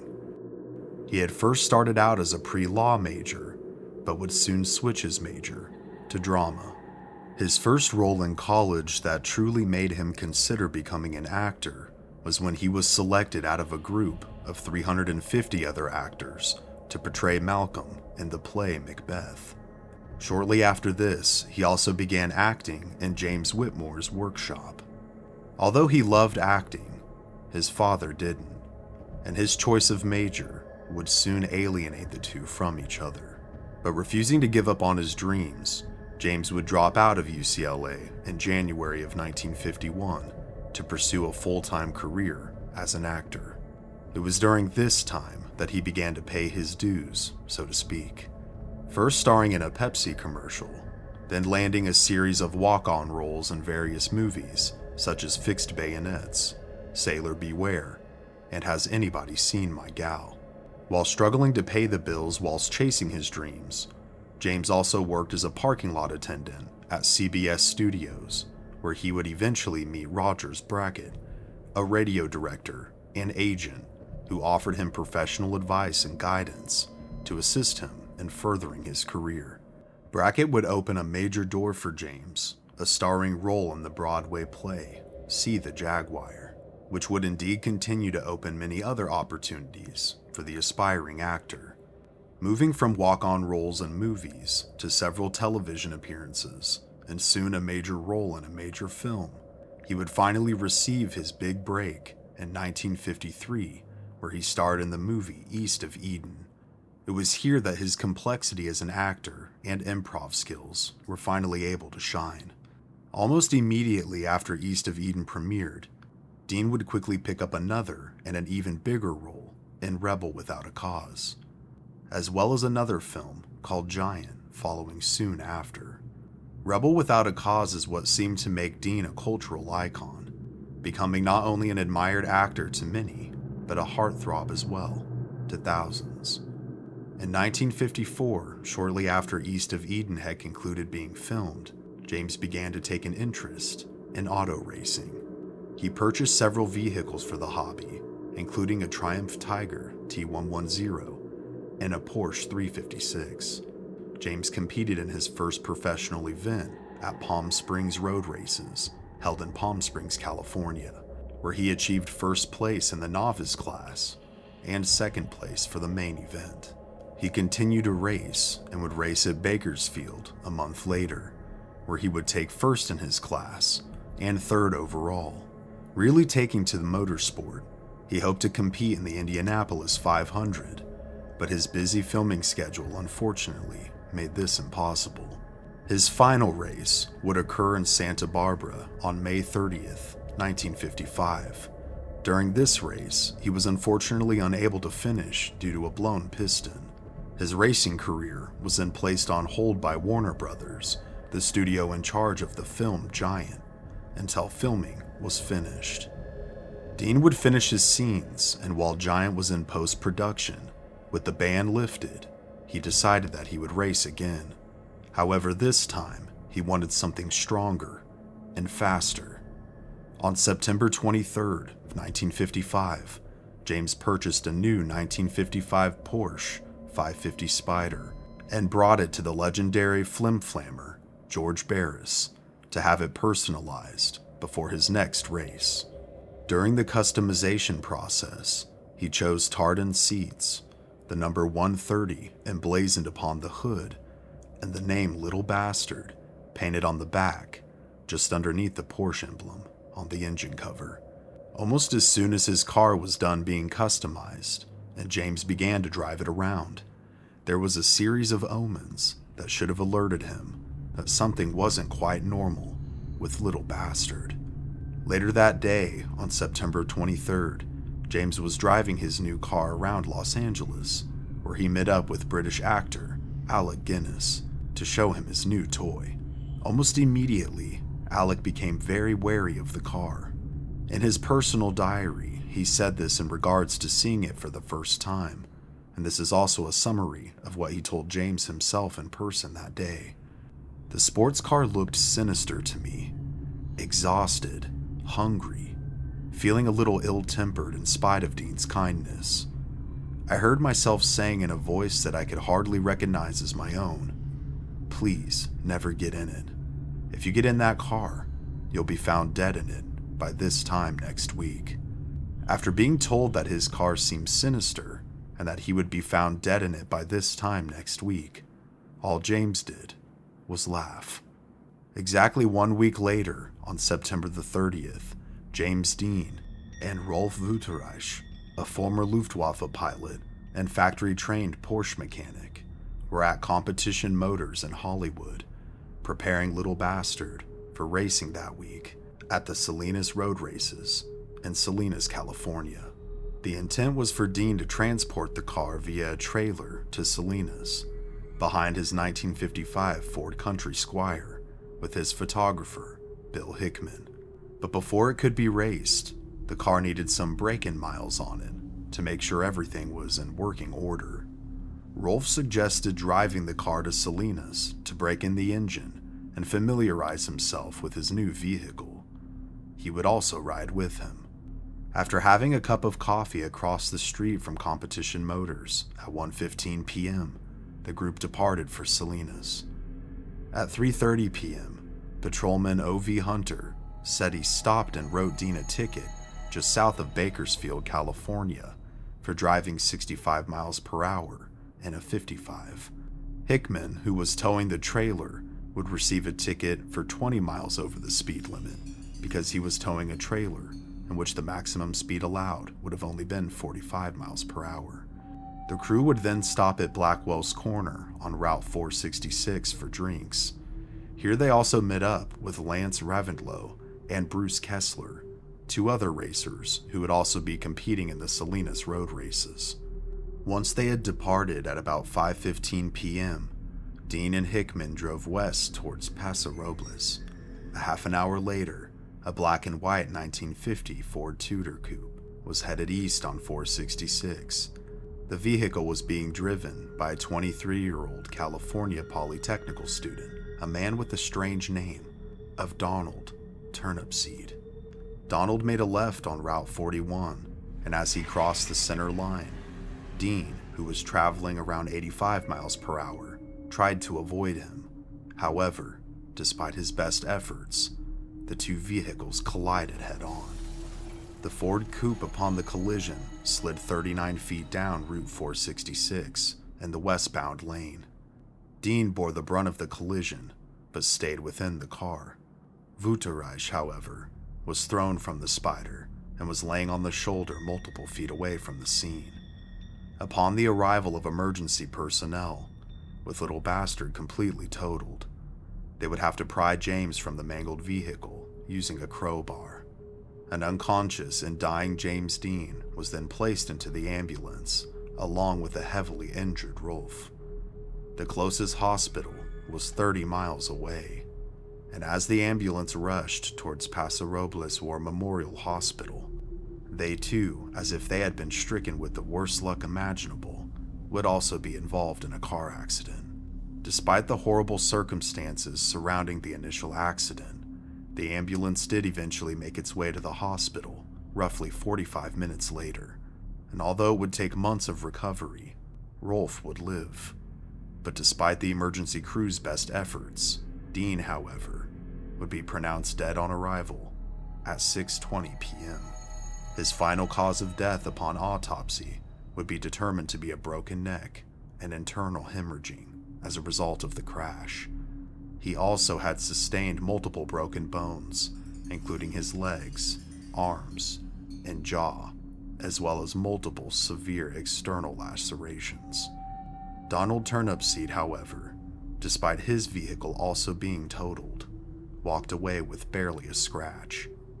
After his death, James Dean would be nominated for 2 Academy Awards in 1956 and 1957 for his roles in East of Eden and Giant. He would also become the first actor to posthumously win an Academy Award for one in 1956. Seemingly being cut down in his prime at the young age of 24, Dean's death was an unprecedented tragedy. But the story of Little Bastard, despite being crumpled in the crash, would be far from over. A man by the name of George Barris purchased the wrecked Porsche remnants for $2,500 later that year, likely with the intent to host some sort of an exhibit with it and to sell tickets. But after he purchased it, while transporting the remains, upon arriving at his shop, the car slipped off the trailer and broke the leg of his mechanic. Once it was secured in one of the shop's garages, in approximately 1 month's time, while Barris was arranging for the first exhibit to open, the garage housing the car mysteriously caught fire and burned to the ground. Even more mysterious, upon surveying the damage, the Porsche had sustained no damage from the fire itself. Barris would eventually arrange for a second exhibit, which was held at a local high school in conjunction with the California Highway Patrol. But this showing too was unexpectedly cut short. When the car was surrounded by onlookers and students, it suddenly fell off of its display and broke a young student's hip. Getting an eerie sense that something was off with this car, Barris then began to sell its parts. He would sell the engine to a man named Troy McHenry and the drivetrain to William Eskrid. The two used parts to build cars of their own and had even once raced one another, and both would experience horrendous accidents. During a street race, Troy would lose control of his vehicle, veer off the street, and slam directly into a tree. The impact would kill him instantly. And shortly after Troy's tragedy, William, who was casually driving his vehicle containing the drivetrain of Little Bastard, suddenly had his wheels lock up for no reason. And upon turning while experiencing this, the car began to roll, leaving him critically injured in the crash. He, however, despite his injuries, would live. While parting out what was left of the car, Barris would also sell 2 of the Porsche's tires, which had been untouched since the accident that claimed Dean's life. After selling the tires, he also installed them on the customer's vehicle at his shop. However, upon driving home, both of them, not one or the other, but both, simultaneously exploded, causing the driver to lose control and drive off the road. They would, fortunately, regain control of their vehicle, and despite being shaken up, were unharmed. George Barris, after selling what parts he could, would continue trying to arrange exhibits for the remnants of the car to be shown. The third and final exhibit that was set to happen was going to be held by the Los Angeles chapter of the National Safety Council as a traveling display. However, the truck driver who was hired to transport Little Bastard to the exhibit on a flatbed truck, a man named George Barkis, would be involved in an accident while heading there. He would be ejected from his vehicle and would land to the side of the flatbed, and whether it was a failure of securing the remnants or something more sinister, he would be crushed and killed when the Porsche rolled off the flatbed and onto him. There would be other mishaps as the twisted Porsche would be loaned out to various exhibits across the country in the years to come. But when it was on loan to a safety exhibit in Miami, Florida in 1960, following the conclusion of the exhibit, as it was being hauled back to Los Angeles, the truck that was carrying what was left of the vehicle would once again be involved in a fatal crash, killing the driver. What remained of the Porsche known as Little Bastard vanished from the scene that day, and to this day, all these years later, it has never been seen again, nor has any of its parts, despite collectors and enthusiasts alike willing to put up big money for even a genuine scrap of its remains. But before we speculate on what could have happened to it, I would first like to give my take on the bizarre activity that surrounds this now infamous legend. To me, if there was ever something that could be considered cursed, this once prized Porsche of James Dean very much fits the bill, given all that we've learned. But just why would it have been cursed? And how? These are questions that I've pondered while researching this topic. There of course doesn't seem to be a proper answer, or even a real speculated one that would genuinely make sense that I could find. There doesn't seem to be any crazy occult ties to anyone he was involved with. But one theory that I did come across could possibly explain why. But of course, this is just a theory.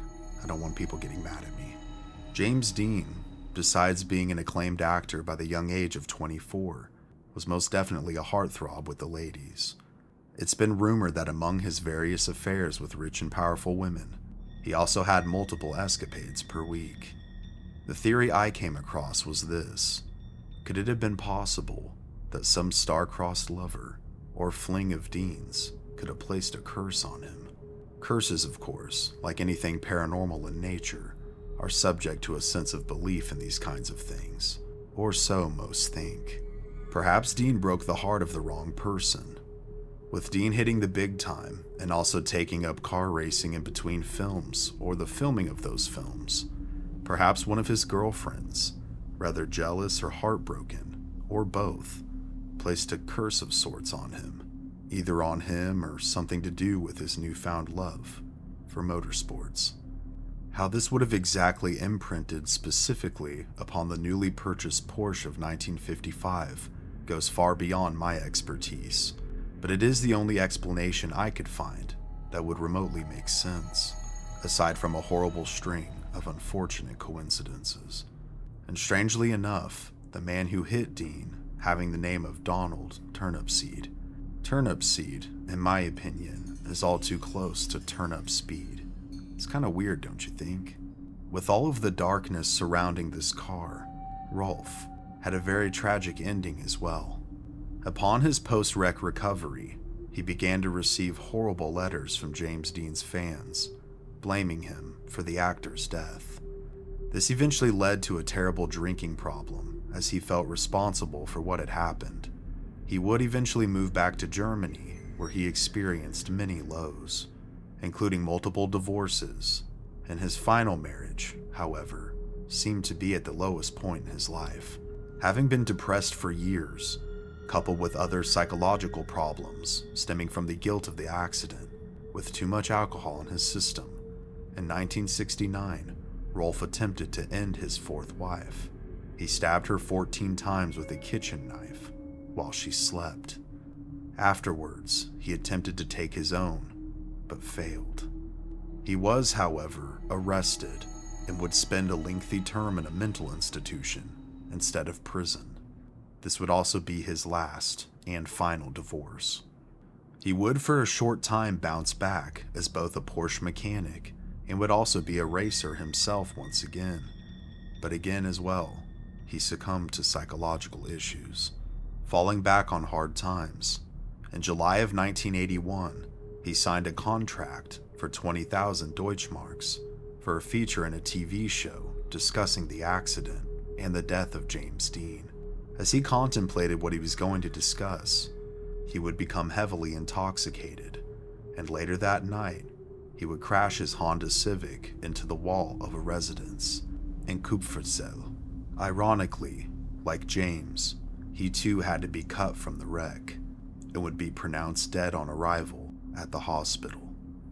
Now, where exactly could the remains of the Porsche have gone? The most likely explanation, in my opinion, had to have been bystanders who witnessed the crash. And my guess is that perhaps they didn't know exactly what they had, but rather saw dollar signs. This could perhaps explain why it didn't show back up. Perhaps people who owned the parts and/or the vehicles with the parts didn't know what they indeed possessed. But what also makes this strange is that they've never shown back up at all. There is one transaxle that was rumored to be from James Dean's car that was found in a wooden box in rural Massachusetts, but from what I could find, it has yet to be confirmed as genuine. It was either that people didn't know what they had, or something terrible happened to them as well, and what remains they did possess, or parts that they had put in their cars, could have ended up scrapped somewhere, never to be seen again. Although I don't want to persuade you one way or another, with all the strange, dark, and terrible events that surround the Porsche 550 Spider, known as James Dean's little bastard, one certainly has to consider that there is something otherworldly or cursed surrounding this case. But is it a curse? Is it something evil? Or is it just a horrible string of coincidences? Let me know down in the comments below. Either way, this is one car I have absolutely no desire to see, let alone ride in one that contains any piece of it.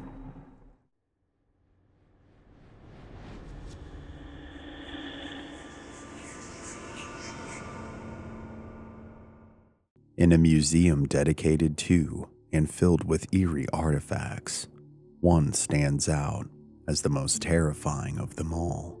Her name is Elizabeth, and she's garnered the title of the world's most haunted doll. She's said to be possessed, but by what? That is the real question. Her story is one of unexplained attacks, mysterious phenomena, and a deep-seated hatred. Despite her ordinary, even docile appearance, Elizabeth has left a trail of physical and psychological scars on those who have dared to cross her path. We will be telling her story today, and the truth, well, that's up to you to decide for yourself.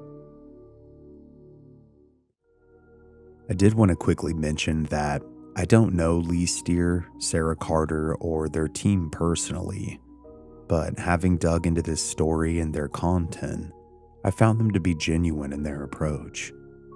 I emailed Lee, and to my surprise, he messaged me back. So I'd like to thank him not only for permission to cover Elizabeth's story, but for all of the videos and photos used that he's posted, and overall for just being a supportive and nice guy.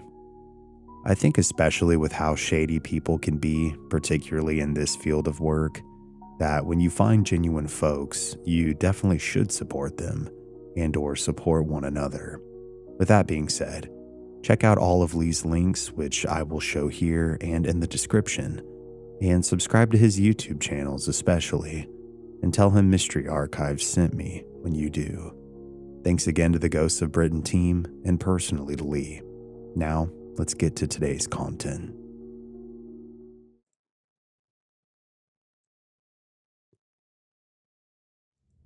The listing wasn't flashy. No dramatic title. No haunting backstory typed in blood red font like so many other so-called cursed objects peddled online.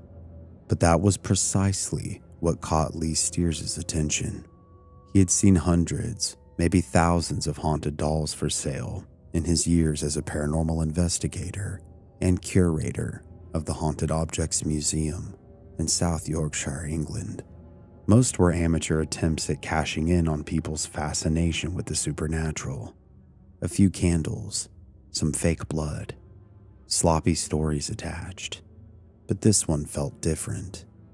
The doll's photo showed a Victorian-style figure seated stiffly against a neutral background. Her face was pale porcelain. The wedding gown she wore had yellowed with age. The veil was intact, draped over her synthetic auburn curls. Her eyes, however, fixed and glossy, seemed to hold something ancient, even bitter. But what truly set the listing apart was its warning. It was simple, direct, and unsettling. Possessed bridal doll, malevolent energy, men beware. The seller had little to say beyond that, but what was included intrigued Lee. The doll had reportedly passed through multiple owners, all of whom were men. Each had returned her, some within days, citing unexplained injuries, illness, and an overwhelming sense of dread. The seller themselves claimed they had acquired it from someone in Wales, but refused to keep it after experiencing activity that they couldn't explain. Lee knew the signs. He had encountered haunted items before, objects that carried traces of emotion, trauma, or more rarely, what he believed were genuine spiritual attachments. But this doll's behavioral pattern was disturbingly specific. It targeted men. That detail alone made it exceptional, so he placed a bid.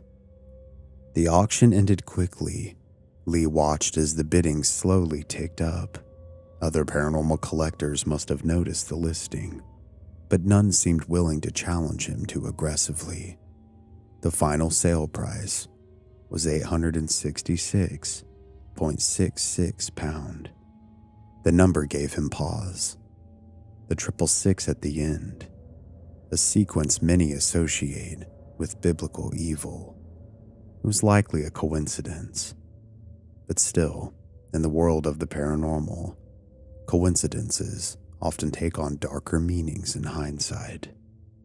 Within a few days, the seller confirmed shipment, and the doll was on her way to the museum. Lee Steer and his partner Sarah Carter had curated the Haunted Objects Museum as both a center of investigation and public education. Unlike tourist-styled haunted attractions, this one was a serious endeavor. A collection of over 60 documented haunted items from across the UK and beyond. Each item came with history, alleged activity, and in many cases, physical or video evidence of manifestations. They had seen furniture that moved without explanation, music boxes that played when untouched, mirrors that refused to reflect. But what they were about to encounter with the doll named Elizabeth would eclipse all of it. They didn't yet know her name. That would come later. At this point, she was simply another item in the catalog. A doll with a warning. The package arrived on a quiet Wednesday morning.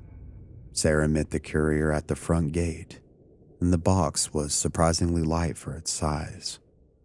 Carefully packed, no strange smells, and no obvious signs of damage. Just a plain cardboard container with fragile scrawled on the side. Inside, surrounded by layers of crinkled paper and bubble wrap, was the doll. Even out of her packaging, she was unassuming. No overt sense of malice, no inexplicable chill in the room. Yet Sarah, who has always trusted her instincts, felt it instantly. To quote her here, "I remember thinking," she later told a reporter, "this one doesn't want to be here." They placed the doll in a freshly prepared display case inside the museum's so-called bridal room, a chamber housing other feminine-themed haunted artifacts, wedding veils, mirrors, and 2 vintage photographs with their own rumored histories. The doll was placed behind a clear case. No identification plaque, no label, just a camera overhead and a motion sensor nearby connected to their internal alarm system.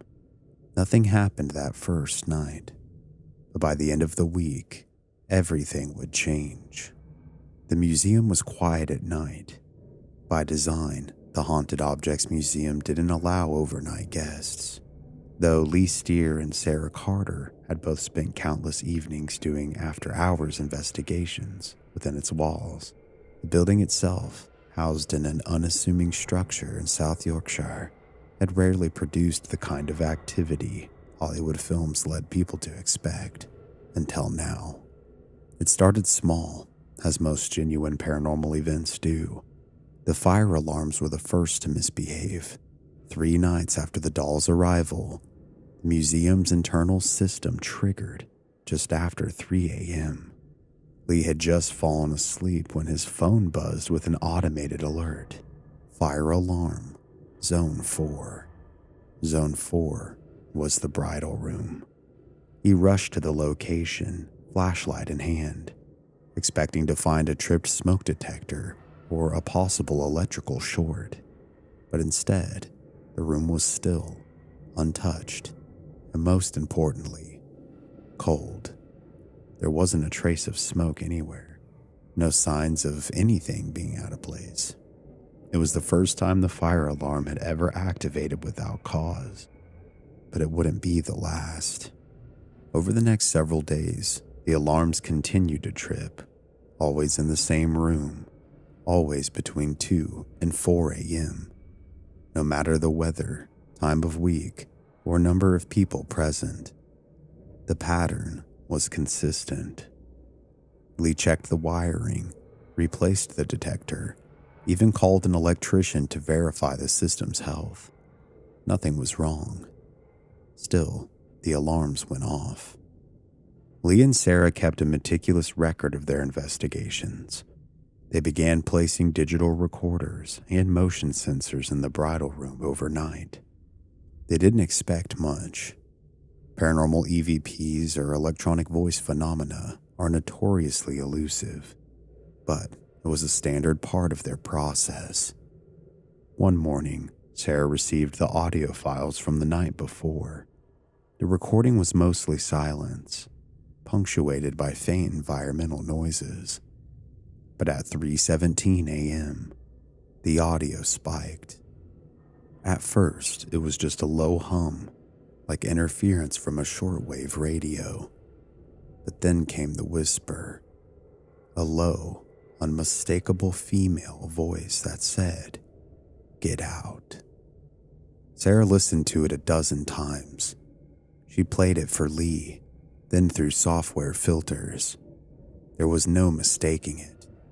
A voice had spoken when no one was in the room. They tried to debunk it. External radio interference, intermodulation, or perhaps it was an equipment malfunction. Well, the recording device was battery-powered, shielded from ambient interference, and had never picked up a voice before. There had been no human presence within 50 feet of the room at the time. It was the first direct communication. The doll had apparently begun to speak. The 6th night after her arrival, Lee conducted a solo walkthrough of the museum. Live streaming to a modest group of his online followers, he moved from room to room, narrating each item's history. When he entered the bridal room, the air was noticeably cooler. Not freezing, but just felt off. He approached the case containing the bridal doll and began explaining the recent disturbances, the alarms, the voice recording, and the doll's curious warning label. Halfway through his sentence, he winced. His hand moved to the back of his neck. He continued speaking, brushing off the sudden discomfort. But within a minute, he excused himself from the stream. His skin felt as if it were burning. Back in the main room, he turned on the overhead lights and checked the mirror. His neck bore a deep red mark, forming a curved, almost sigil-like shape. Sarah arrived shortly after, and upon further inspection, they found some marks across his upper back. 3 fresh scratches, thin, parallel, and precise. There were no nails. There was no contact with any sharp objects, and no one else had touched him. Lee knew what he had experienced. He didn't say it out loud, not right away, but later on camera, he confirmed the obvious. "Something scratched me in that room," he would say. "I've been doing this for over a decade, and that was a first." From that moment forward, the atmosphere in the museum shifted. Staff noticed it. So did visitors. Some reported intense headaches near the bridal room. Others described feelings of dread, particularly men. Sarah herself, though never attacked or touched, remarked how the doll seemed to watch her. And the more male visitors passed through her presence, the more aggressive the activity became. Lee documented each event. The pattern was undeniable. Elizabeth, as she would soon be called, didn't like men. By mid-2024, rumors about the doll had begun to spread beyond the museum's inner circle. Paranormal enthusiasts, skeptics, and curious locals took to social media to discuss the strange activity linked to the recently acquired bridal doll. Lee and Sarah had shared evidence online: fire alarm incidents, the EVP recording, and Lee's own scratches. But it was a live stream on TikTok that brought the world's attention to what many would soon call the world's most haunted doll. The event was meant to be a casual late-night walkthrough, part of a series Lee had been producing to showcase the museum's collection. His live streams had modest success, drawing in thousands of viewers from the UK and beyond. But the bridal room was about to take on a reputation all its own. On a Thursday evening in late June, fellow investigator John Paul Kinney joined Lee and Sarah for a collaborative session. John Paul, a paranormal researcher and content creator, was well known for his rational approach to ghost hunting. He didn't frighten easily. The trio planned a TikTok live session inside the museum, with special attention given to the bridal doll. Viewers tuned in from around the world and watched as John Paul entered the room alone, while Lee and Sarah monitored from outside. The setup was simple. The doll was displayed upright in her case, surrounded by other feminine relics. John Paul addressed the camera calmly, describing the alleged reports of physical attacks, particularly toward men. He was only a few minutes into the stream when something happened. John Paul was mid-sentence when he abruptly paused. His eyes widened, and he reached behind him, gripping his shoulder and the back of his shirt. "What the hell was that?" he said out loud. "Something just grabbed me." He stepped forward, turning to check the room behind him, but it was empty. The doll remained motionless in her case. Viewers flooded the comments section, asking what had happened. Some thought that he was joking, and others immediately believed. "It felt like someone just yanked my shirt," he said to the camera, "right here at the back of my neck."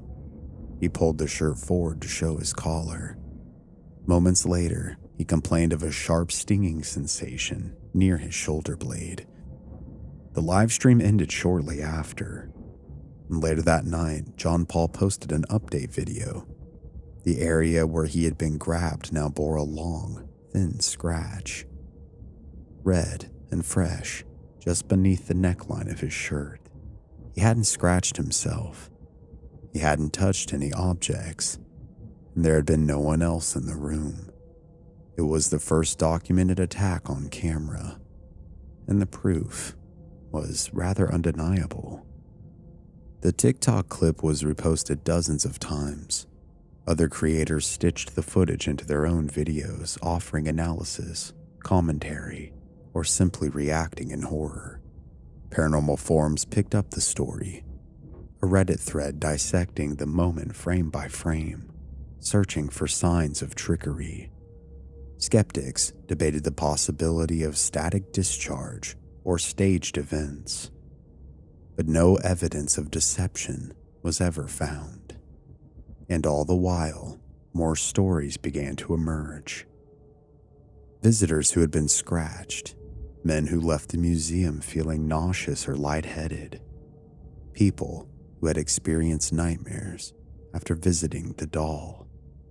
For the first time, the world was paying attention, and the doll, soon to be called Elizabeth, seemed to thrive on it.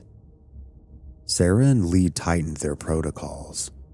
Access to the bridal room was limited, especially for male visitors. Warning signs were posted at the entrance. Surveillance equipment was upgraded, and every new incident was carefully logged. But nothing could stop the activity. If anything, it intensified. Lee noticed that during busy days, when more male energy passed through the room, the nights were more volatile. Fire alarms would trip. Objects would be displaced. The doll's case once shifted 2 inches forward on the display shelf overnight, despite being on a non-sloped, vibration-free surface. The attacks too began escalating. The live stream was only the beginning. By late summer of 2024, the name Elizabeth was being whispered by investigators, whispered by visitors, and scrawled across social media platforms. The haunted bridal doll had crossed the threshold. What began as a curious eBay acquisition had now become a national and soon international paranormal phenomenon. Her behavior was consistent, targeted, and now statistically undeniable. At least 17 men had reported experiencing unexplained physical harm in the doll's presence. Each story had its own details, but the pattern was always the same. The injuries varied in nature, but shared common traits. Scratches. Most victims reported long, thin abrasions on their back, shoulders, or neck. Often, a male visitor would feel a sudden heat or pain while standing near the doll. Several described feeling invisible fingers tugging at their hair or clothing, and a handful of men were so affected that they had to leave the museum altogether, complaining of dizziness and nausea. The attacks happened in plain daylight, under camera surveillance, and often with multiple witnesses present. None of the injured had touched the doll. Some hadn't even spoken aloud in the room, and the vast majority were skeptics, people who entered laughing, mocking, or challenging the doll's supposed powers. They didn't leave laughing. The 17th documented victim was a middle-aged man from Nottingham who had visited the museum during a weekend tour. His wife was a fan of the paranormal, but he had no interest. He had spent most of the tour making quiet jokes, calling Elizabeth a prop, a fake, and just a doll. In the bridal room, he stood beside the display for less than 3 minutes before wincing. He told Sarah, who was leading the tour, that his neck hurt. By the time they stepped into the hallway, his wife gasped. 3 distinct, raised claw marks were visible across his neck and upper back. The man hadn't touched anything. He hadn't leaned against a surface or rubbed his skin, and the marks were fresh and deep. When he was shown photos of similar injuries experienced by others, he turned pale. He didn't speak again for the rest of the tour. His wife later sent an email to the museum. In it, she said, "He's never believed in any of this. He won't even say her name out loud anymore." As events continued to unfold, Lee and Sarah documented each case meticulously. They took high-resolution photographs of every injury. In many instances, they interviewed the victims within several minutes of the event, capturing first-hand reactions while the physical marks were still present. Some of the wounds healed quickly, fading within hours. Others lingered. Several of the scratches followed a parallel pattern, thin and deliberate, as if from fingernails. Others appeared jagged or chaotic, resembling symbols or sigils, particularly when the victims had taunted or insulted the doll. One of the most disturbing marks resembled a crooked triangle, a shape often associated in occult circles with binding or vengeance. Each incident was reviewed by staff. Video footage was cross-referenced. None of the victims had been alone. In some cases, the attacks occurred live on stream. The evidence was overwhelming. Continuing with the pattern, not a single woman had ever been harmed by the doll. Sarah had worked in the bridal room for hours, both with and without Lee. She had never once been scratched. Other female guests reported discomfort, headaches, or anxiety, but never physical contact. This gender-specific aggression wasn't merely a coincidence. It suggested intention. Theories began circulating. Was Elizabeth the spirit of a betrayed bride, a woman murdered on her wedding day? Or was she something older, darker, an entity that had chosen a doll as its vessel and fed on the emotional energy of fear and anger, particularly from men? No one could say for sure, but Elizabeth was gaining power, and the museum had become a stage.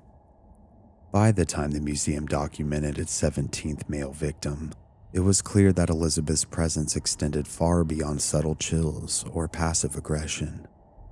The injuries were real, the whispers were audible, and now objects began to move.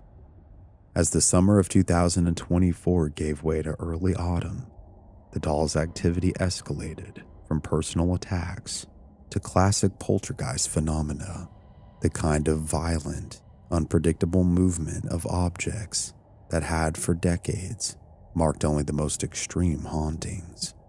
One of the first major displays of Elizabeth's physical power occurred during a routine walkthrough of the museum. Sarah Carter had been alone, tidying up displays while preparing for a weekend event. As she entered the bridal room, a glass perfume bottle, which had rested undisturbed for weeks, launched itself across the room. Sarah described it later in detail. It didn't fall. It didn't slide. It lifted and hurled through the air. I saw it move with a force that didn't make sense. It didn't just drop. It was thrown at the wall. The bottle struck the opposite side of the room with enough velocity to shatter on impact. The scent clung to the air like a warning. There was no wind, no structural vibration, and no one else present. The footage from the overhead surveillance camera showed the object leaving the shelf and sailing in a horizontal arc, not dropping downward. It was proof, not just of energy, but of directional force. Something had aimed it. After the bottle incident, the museum began experiencing electronic disturbances, especially near the bridal room. Motion sensors would blink rapidly, indicating movement when the room was empty. Cameras set to infrared would sometimes black out, showing only static or sudden white flares of light. Batteries and recorders and handheld devices that were fully charged would inexplicably drain within a few minutes of entering the room. During one live stream, a simple digital word generator, a device commonly used by investigators to measure energy fluctuations and produce corresponding words, flashed 2 messages in quick succession. Those were bride and haunting. Lee and Sarah later confirmed that neither had entered the word bank manually. The device had never produced those words before.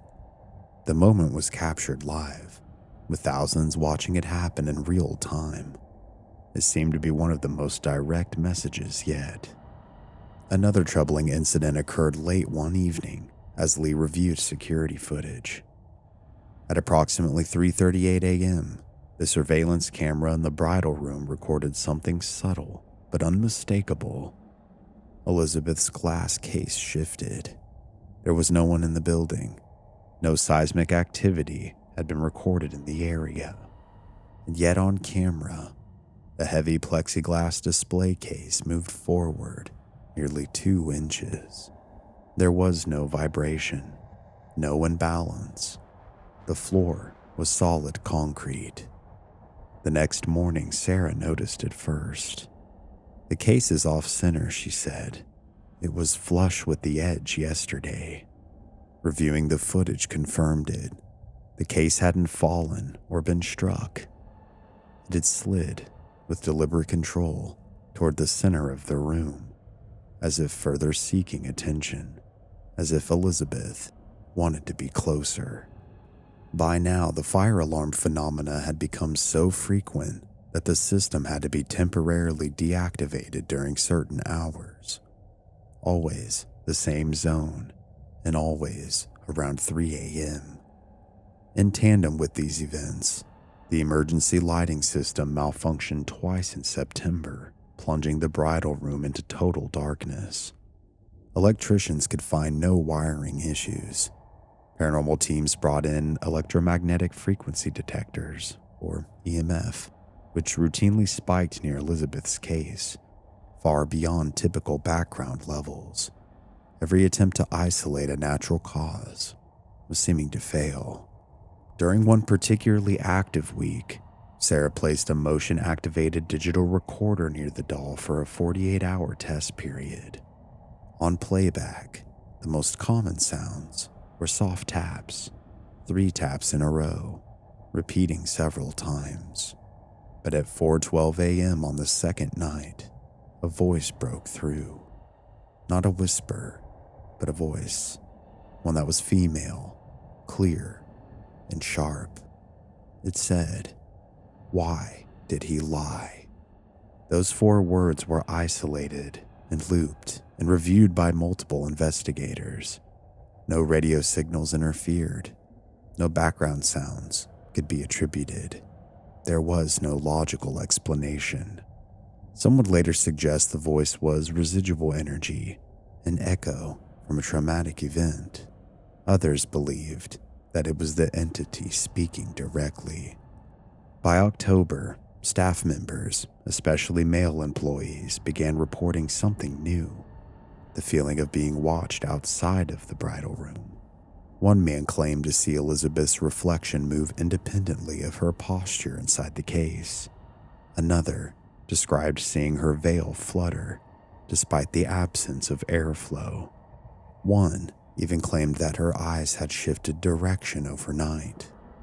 A photo comparison showed a subtle but disturbing difference. The gaze had moved slightly left. These events were not confirmed scientifically, but they added to the growing fear. Elizabeth was no longer content to simply sit behind glass. She wanted out. The doll had a name now, though no written tag accompanied her when she arrived, and no official documentation had ever identified her as such. The staff and visitors began calling her Elizabeth. The name emerged organically, as though whispered collectively and unprompted. Some claimed they simply felt that it was her name. Others said it was the only word that came to mind when standing near her. And so, Elizabeth, she became. But just who or what was Elizabeth? What spirit or force now occupied the worn porcelain shell of a Victorian bridal doll? Theories abounded. None could be proven, but taken together, they painted a picture more disturbing than anyone had expected. The most commonly circulated explanation was the most human. Elizabeth had once been a living woman, possibly from the late 19th or early 20th century. a young bride, one that was wronged and betrayed. Her behavior, particularly her aggression towards men, suggested personal trauma. Some guests who had spoken aloud to her claimed to hear tapping in response, but only if they asked emotionally charged questions, such as, "Did he hurt you? Were you left at the altar? Was it your wedding day?" While the doll had never spoken her origin aloud, patterns and behavior supported the idea of heartbreak, vengeance, and a gender-specific trauma. The fact that no woman had ever been scratched, burned, or otherwise harmed by Elizabeth was difficult to ignore. If the spirit attached to the doll was indeed that of a betrayed bride, she was reliving her fury, and every man who entered the room was a potential stand-in for the one who had wronged her. Another, less personal theory suggested that the doll may have become a vessel for displaced grief.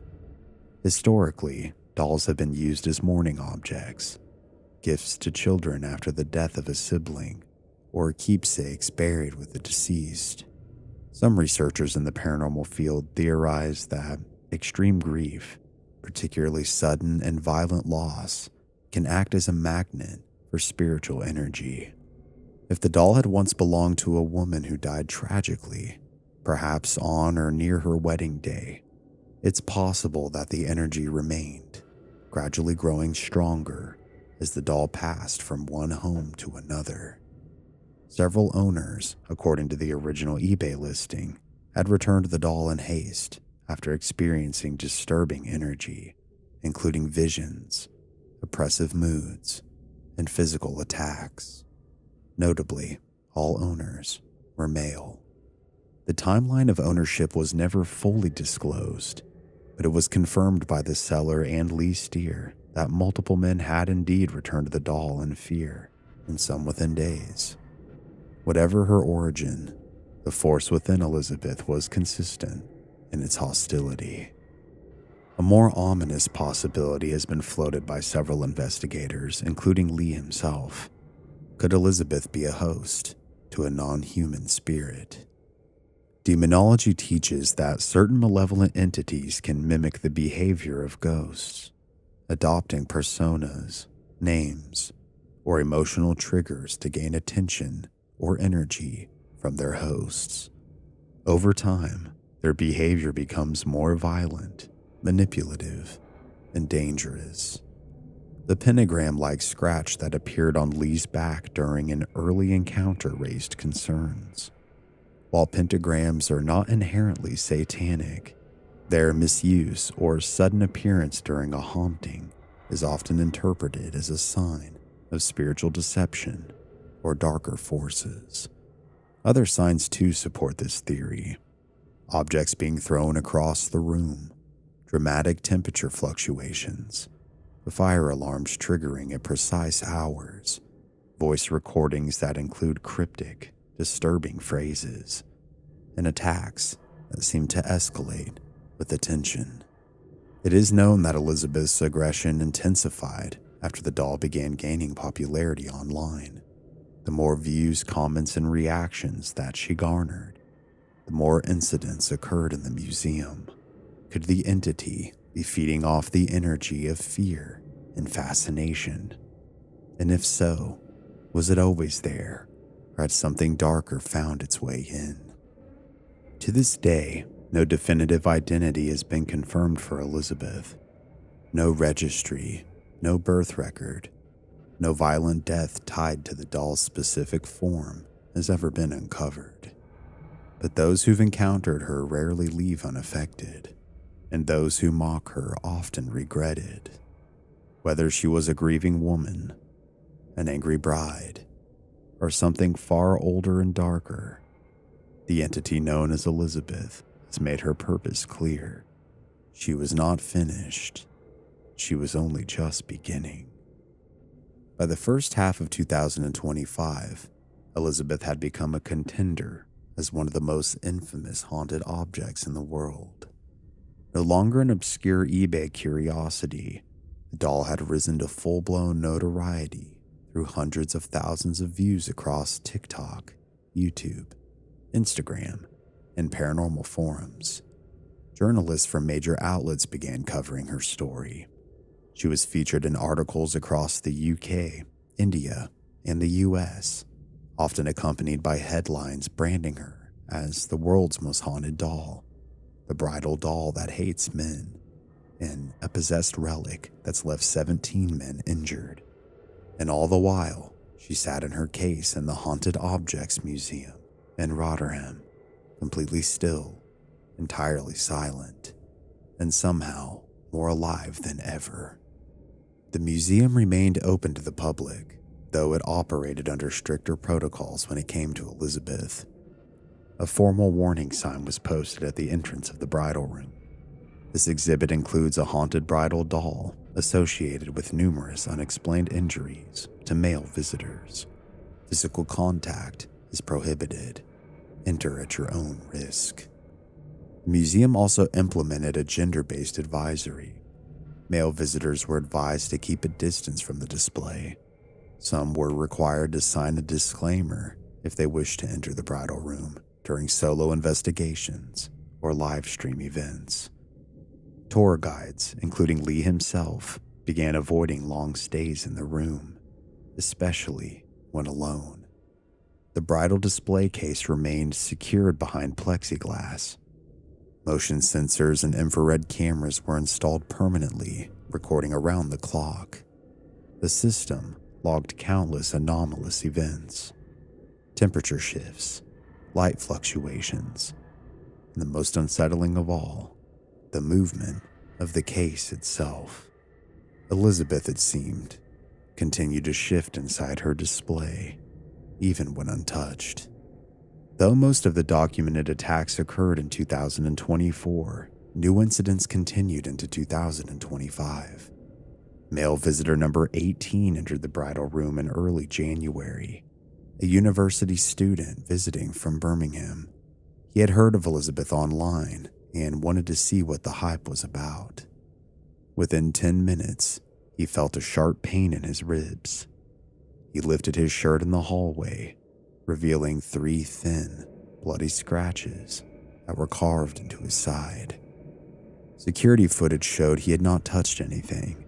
No sharp surfaces were nearby. He had been alone in the room, except for the doll. He declined medical attention but left the museum immediately. His only words on the way out were, "She did it." A few weeks later, a staff member newly hired reported his ID badge being pulled off his neck and flung to the door while adjusting lighting in the room. He would quit 3 days later. To this day, the staff logs each new experience, and the list continues to grow. Elizabeth's reputation became a draw in its own right. Visitors flocked from across the UK to see her. Lee and Sarah were invited to speak at conventions and online panels, and Elizabeth was always the centerpiece of the discussion. "She's unlike anything else in the museum," Sarah said in 2025 during an interview. "Most haunted items, they act once, maybe twice, then go dormant. Elizabeth is consistent. She's deliberate." The doll's presence also inspired a surge in spiritual interests. Mediums, demonologists, and psychics requested private sessions to read the energy around her. Some claimed she contained not one, but multiple entities, a blend of human grief and something far darker.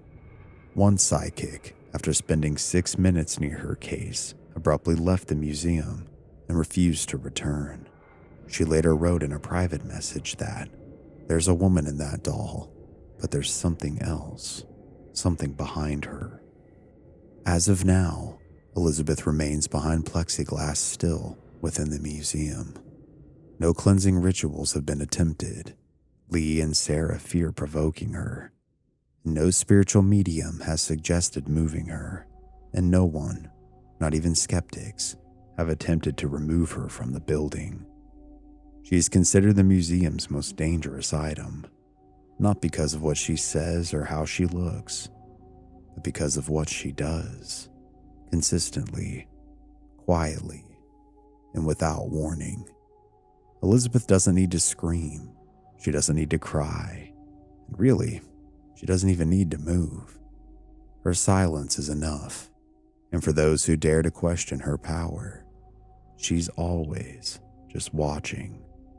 Elizabeth seems to represent a rare type of haunting, not simply a residual energy bound to an object, but a conscious and reactive force, one that responds to attention, targets specific victims, and behaves with recognizable patterns. For investigators and researchers in the field, she is considered a case study in intelligent haunting behavior. Her consistency, visibility, and repeatable phenomena have made her one of the few haunted objects to offer real-time, publicly viewable activity. Elizabeth has also forced some skeptics to reevaluate the limits of their belief. While no scientific body has confirmed the paranormal origin of the phenomena surrounding her, the sheer volume of documentation makes her difficult to ignore. She may not prove the existence of spirits, but she certainly challenges the idea that all haunted stories are made up. Also, as of today, visitors who enter the bridal room report feeling a pressure as if the air itself tightens. Some continue to feel watched. Others describe hearing distant whispers, always just behind them. Men especially describe a heat on their backs, like breath or fingertips.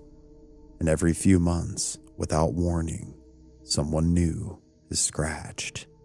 As Sarah Carter once said, "You can walk past dozens of haunted objects in our collection and feel nothing. But when you stand in front of Elizabeth, it's different. You feel her. She knows you're there." A tourist from Germany visited the museum in the late spring of this year. He spoke little English and understood even less of the doll's backstory. He entered the bridal room with a small group and took a photo of the doll and quietly exited. That night, while reviewing the image in his hotel room, he noticed something strange. Behind the glass, through the veil, there was another face, not the doll's, and not his reflection. It was that of a woman. Her eyes were dark. Her mouth was open, and it was watching him.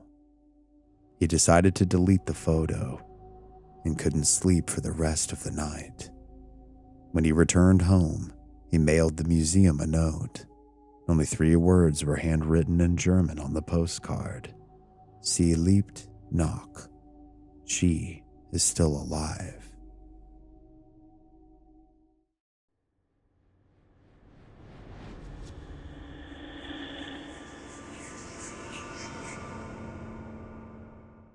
Can a toy be haunted, let alone cause harm to anyone who comes into contact with it or views its image?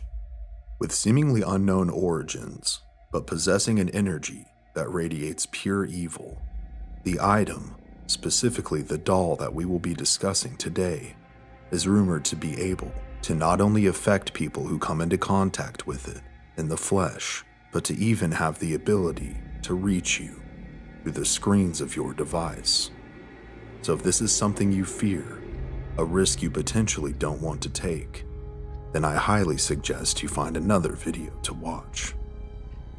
This is the untold story of Peggy the doll and the malevolent presence that surrounds it. There's only so much information available on this particular case. All information has been researched using a variety of sources, including books, websites, and first-hand accounts. Please be aware that some names have been changed to protect the identity of those involved, and with such little information found, I have done my best to form the most cohesive story possible. I would also like to warn you that supposedly, viewing photos of Peggy or videos have caused distress, physical issues, and more. Shrouded in mysterious allure, The toy known as Peggy the doll is said to house an otherworldly essence that radiates a profound feeling of evil, intertwined with chilling terrors that have ensnared the collective curiosity of the public. Believed to be in a perpetual state of unrest, it has captivated the minds of many since its initial discovery, now 9 years ago. The true origin of Peggy is unknown, but the world became aware of its existence in 2015. This very year, a woman who wishes for her identity to remain anonymous had been out at a local garage sale in her area in search of something cool to take home at a fair price. As she perused the various bins sat upon tables, seeing if anything interested her, out of the corner of her eye, she spotted an adorable-looking doll with blonde hair, beaded blue eyes, and a small white dress adorning her. Feeling some kind of pull towards the doll, and feeling as if she would enjoy the presence of a new companion, she quickly purchased the toy that in due time she would start calling Peggy. But almost as soon as Peggy entered her life and was placed inside of her home, strange things began to happen. The woman began to have horrendous nightmares every single night, ones that were so bad that when she woke up, she'd be laying in a pool of her own sweat, unable to catch her breath. Day after day, the increasingly ominous empty gaze of Peggy stared into her soul, slowly but surely increasing her anxiety. And night after night, these horrendous nightmares would continue to induce terror. In a short period of time, the persistent force made the air so thick that you could cut it with a knife. Roughly 3 weeks upon the purchase of the doll and the start of the nightmares, the woman dreaded inevitably falling asleep each night. She had also come to the personal conclusion that something was indeed very wrong with Peggy. Each night, in her nightmares, she was being pursued by some kind of entity that for the longest time she was unable to see.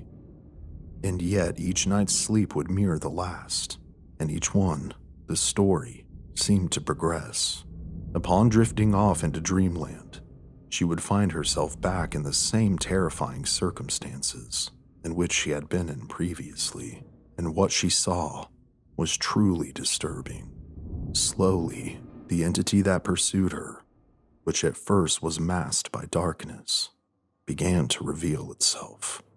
It formed a figure, the figure of a doll, and over time, the doll began to become a hideous amalgamation between that of a doll and an old woman, a grotesque monstrosity, one that would leave her shaking in utter distress.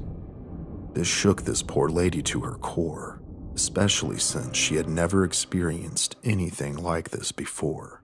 Believing this to be a manifestation of evil, she tried various methods to quell the abyss that seemed to take such great interest in her after Peggy entered her life.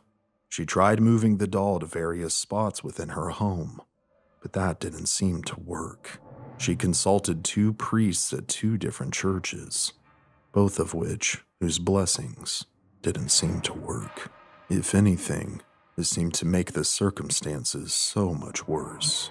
Peggy began to move around on her own, and in conjunction with this, she began breaking multiple items within the home as well. She finally, out of desperation, moved Peggy into her shed, hoping that with the doll being outside of the home, that her torment would cease. This, however, failed, and if anything, seemed to anger whatever entity was present. Seemingly exhausting all known options at the time, and out of desperation and hours of research, she found and emailed someone who she believed would be equipped to help her and or figure out just what was taking place. A renowned British paranormal investigator, a woman by the name of Jane Harris, who ran the organization Haunted Dolls. After a brief correspondence, Harris agreed to accept Peggy the doll, so it was placed in the post and mailed to her. But as the doll made its long journey to Harris's residence, little did she know that she too would become one of the entity's victims. The doll would arrive in a tan box upon Harris's doorstep roughly 3 weeks later. When she brought the box inside of her home, as soon as her foot crossed the threshold, she would later say that it was as if the whole energy seemed to shift within her house. As she unboxed the toy and presented it to the first rays of light it had seen in nearly a month, she almost immediately began the induction process. She set aside a space for Peggy and attempted to establish a baseline to see if anything abnormal seemed to be coming from the doll. Placing her within a glass stand, her and several of her colleagues began to set up night vision cameras, digital cameras, and motion detectors. After this was done, they examined it with an EMF meter, but nothing at first seemed to be odd about the doll, other than the feeling Harris had upon bringing it into her home. They left the doll for an overnight examination to see if any of their cameras or motion detectors picked up on anything, but after the first night, they would discover nothing. Despite the lack of findings, the team's protocol would dictate that the next step would be to bring in several mediums to try and see if they felt anything in regards to the object. This, however, takes time and schedule, so in the meantime, it would have to essentially sit on the back burner. It was now November of 2015, and approximately 6 weeks after Peggy the doll had arrived on the doorsteps of Jane Harris. Strangely, almost out of the blue, because she wasn't known to have issues like these before, Jane was suddenly hit with an unyielding, debilitating fatigue. Barely able to move, she remained bedridden for roughly 2 weeks, and that's when her body began to be racked with horrible migraines, accompanied with nausea. This would cause her to not only put a pause on her normal paranormal works, but she was also unable to care for her 2 young children. Despite getting 8 to 9 hours of solid sleep a night, plus naps due to the exhaustion, and suffering for several weeks, Harris's condition was not improving. 3 doctors had ran all sorts of tests, and yet nothing was coming back abnormal. Blood tests ruled out thyroid issues. She had no signs of anemia or any other kind of illness for that matter. Left with no other explanation, Jane had to consider the possibility, since it was the only factor that had recently changed in her life, that perhaps her ailed state was a result of the presence of Peggy the doll. Wanting an outside opinion, she decided to contact a friend and clairvoyant whom she had worked with on other cases, a medium named Patricia Redman. On November 13th, roughly a week after being asked, Patricia would agree to take and examine Peggy. And for the first time in over a month, Jane slowly but surely began to feel better. She wasn't drained of energy. Her constant migraines and nausea were gone, and her skin, which had taken quite the gray tone since she had fallen ill, began to go back to normal. Redman would have the doll for approximately 3 weeks and agreed to return it to Harris, but not before casting a spell of protection upon it, in hopes that if the doll was affecting her, that it would no longer bother her during her studies. Her conclusion, and strangely, what would become the conclusion of 3 other psychics over the course of the investigation, was that Peggy contained the spirit of a woman from London, England. It is thought that she is possessed by the spirit of a woman born in 1946 in London's Holland Park, who died of a chest-related condition, possibly an asthma attack. The readings would further uncover that the woman was persecuted and had a very hard life, that she disliked clowns and cats, and that she died horribly and alone of asphyxiation, cold, and by herself. Could this perhaps be why she was so angry in death? And why did she inhabit the doll to begin with? These questions perhaps will never be answered, or have yet to be uncovered. During the course of the investigation, through her social media for haunted dolls, Jane began to post updates regarding Peggy the doll, as she would with any of the items or other objects the group would be involved with. The photos and videos of Peggy began to draw visceral reactions from those who viewed them in conjunction with strange manifestations of the paranormal, and not just a handful of people over the years. Hundreds have poured in, leading most to believe that there has to be some kind of correlation.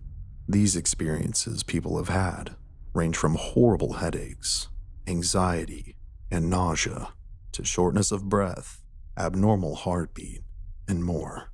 With others, their computers freezing upon the image of Peggy, light bulbs exploding, and in one instance, a candle falling over and causing a small fire.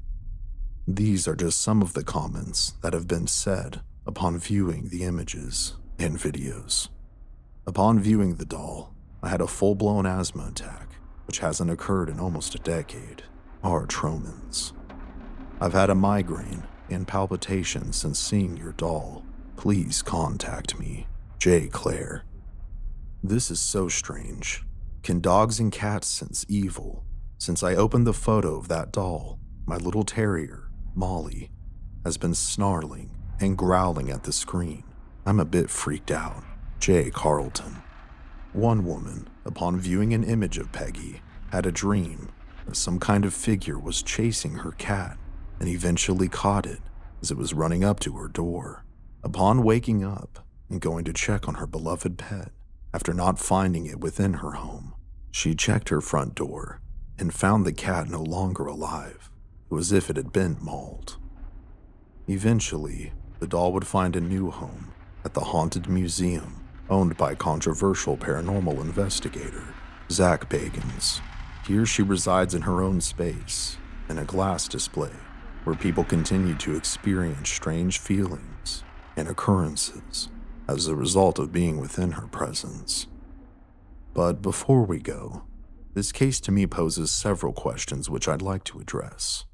First of which, if we take things at face value, if Peggy was possessed, why would the spirit choose to inhabit a doll, and then also cause so much torment? I found that if a spirit is restless and angry in life, then odds are they become lost souls when they die. They may seek something to inhabit that will allow them to gain access to people and or their homes, to which they can take out their frustration, just like people, which they were. If they're evil or angry in life, odds are they will be in death as well. Were the nightmares the result of an overactive imagination? It is pretty well known that some entities like to infiltrate dreams. Why this is a thing is uncertain, perhaps to cause distress in which they can feed upon. And what about the physical ailments? This perhaps could have been a coincidence if it hadn't affected so many people over the years, or so they claim. The odds that so many people would express physical issues or strange manifestations as a result of seeing or being in contact with the doll is indeed odd. And lastly, was it even a human spirit inhabiting the vessel at all, or perhaps something inhuman? These questions and more, of course, will likely never be able to answer, which leaves this case shrouded and yet more mystery. So if you find yourself being pulled towards a particular item, unless you are vastly experienced, you may want to give its allure a second thought, because this calling could potentially open up a nightmarish world of torment, harassment, and terror.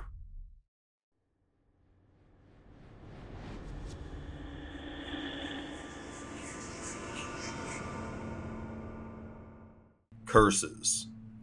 An incantation or seal which, when broken or disturbed, is claimed to cause things such as bad luck, illness, or even death.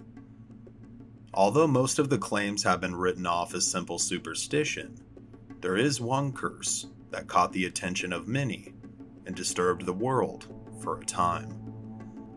Today, we will be heading to the Great Pyramids of ancient Egypt and discussing the curse of the pharaohs, and more specifically, the curse of King Tutankhamun, here on Mystery Archives.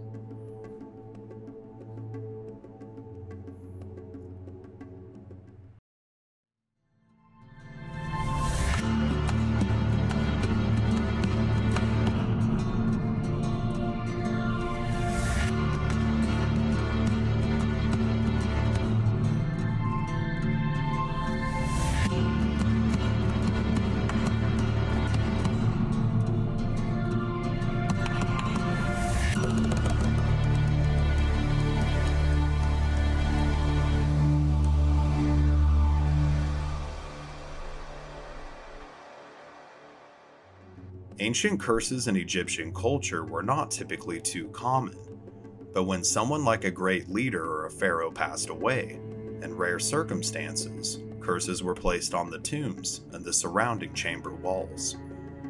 This was to keep any grave robbers or threats away from the bodies and away from the leaders as they entered the afterlife. One of the earliest curses discovered was that of the Old Kingdom, which when translated read, "Cursed be those who disturb the rest of a pharaoh. They that shall break the seal of this tomb shall meet death by a disease that no doctor can diagnose." Many others warn of various gods smiting the trespassers and or causing immense physical and spiritual harm to anyone who dare break the seal. These of course were not taken literally most of the time, and although there were many stories of misfortune befalling people in the past who had disturbed the various tombs of the pharaohs, several particular events closer to the modern day is what we will be focusing on. In the 1940s, a young archaeologist named Zahi Hawass was excavating at Qom Abdu Bilo and had to transport several artifacts from the Greco-Roman site. That day his cousin died, and exactly 1 year to the day, his uncle died, and on the second anniversary of moving the artifacts, his aunt passed away as well. Although Zahi was disturbed at the realization, he continued his work. Years later, he was excavating the tombs of the builders of the pyramids of Giza, and he encountered a curse which read, "All people who enter this tomb, who will make evil against this tomb and destroy it, may the crocodile be against them in the water, and the snakes against them on the land. May the hippopotamus be against them in the water, and the scorpion on the land." Though not superstitious, he decided to not disturb the mummies. However, he was later involved in the removal of 2 child mummies to a museum near the site, and from the day the children's mummies were moved, he began to have haunting dreams.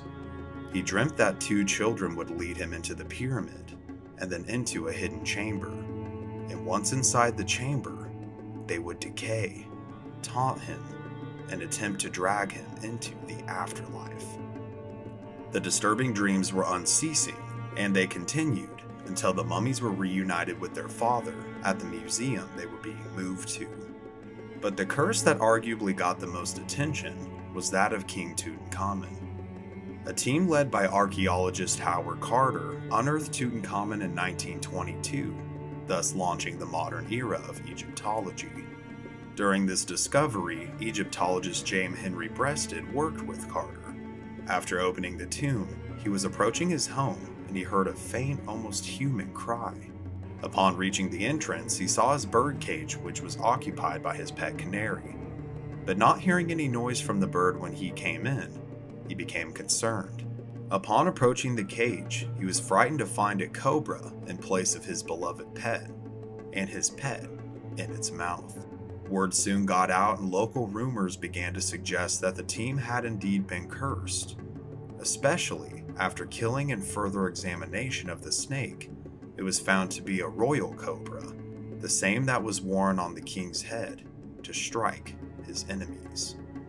The strange news made it all the way to the New York Times on December 22nd of 1922, but that was really just the beginning of the mysterious happenings. The first death to take place was that of Lord Carnarvon. During the dig, he had been bitten by a mosquito, and later that night had accidentally cut the bite while shaving. Just several weeks later, it had become infected, resulting in blood poisoning, which Carnarvon then perished from. Another strange event tied to the original dig was that of Henry Field. Field had been a part of the team, and he had found a bracelet inscribed with a curse. The curse read, "He who moves this body shall have fire, water, and pestilence upon him." Paying no attention, he went ahead and adorned the bracelet for the rest of the dig.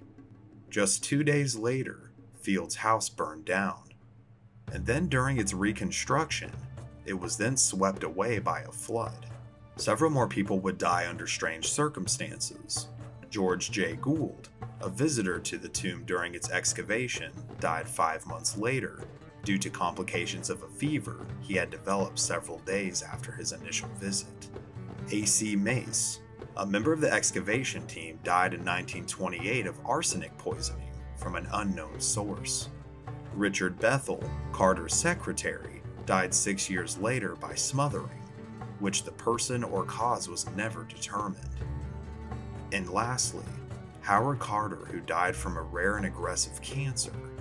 Though many of these deaths could be written off as bizarre and circumstantial, it certainly makes one believe that there could be something to those old Egyptian curses, after all.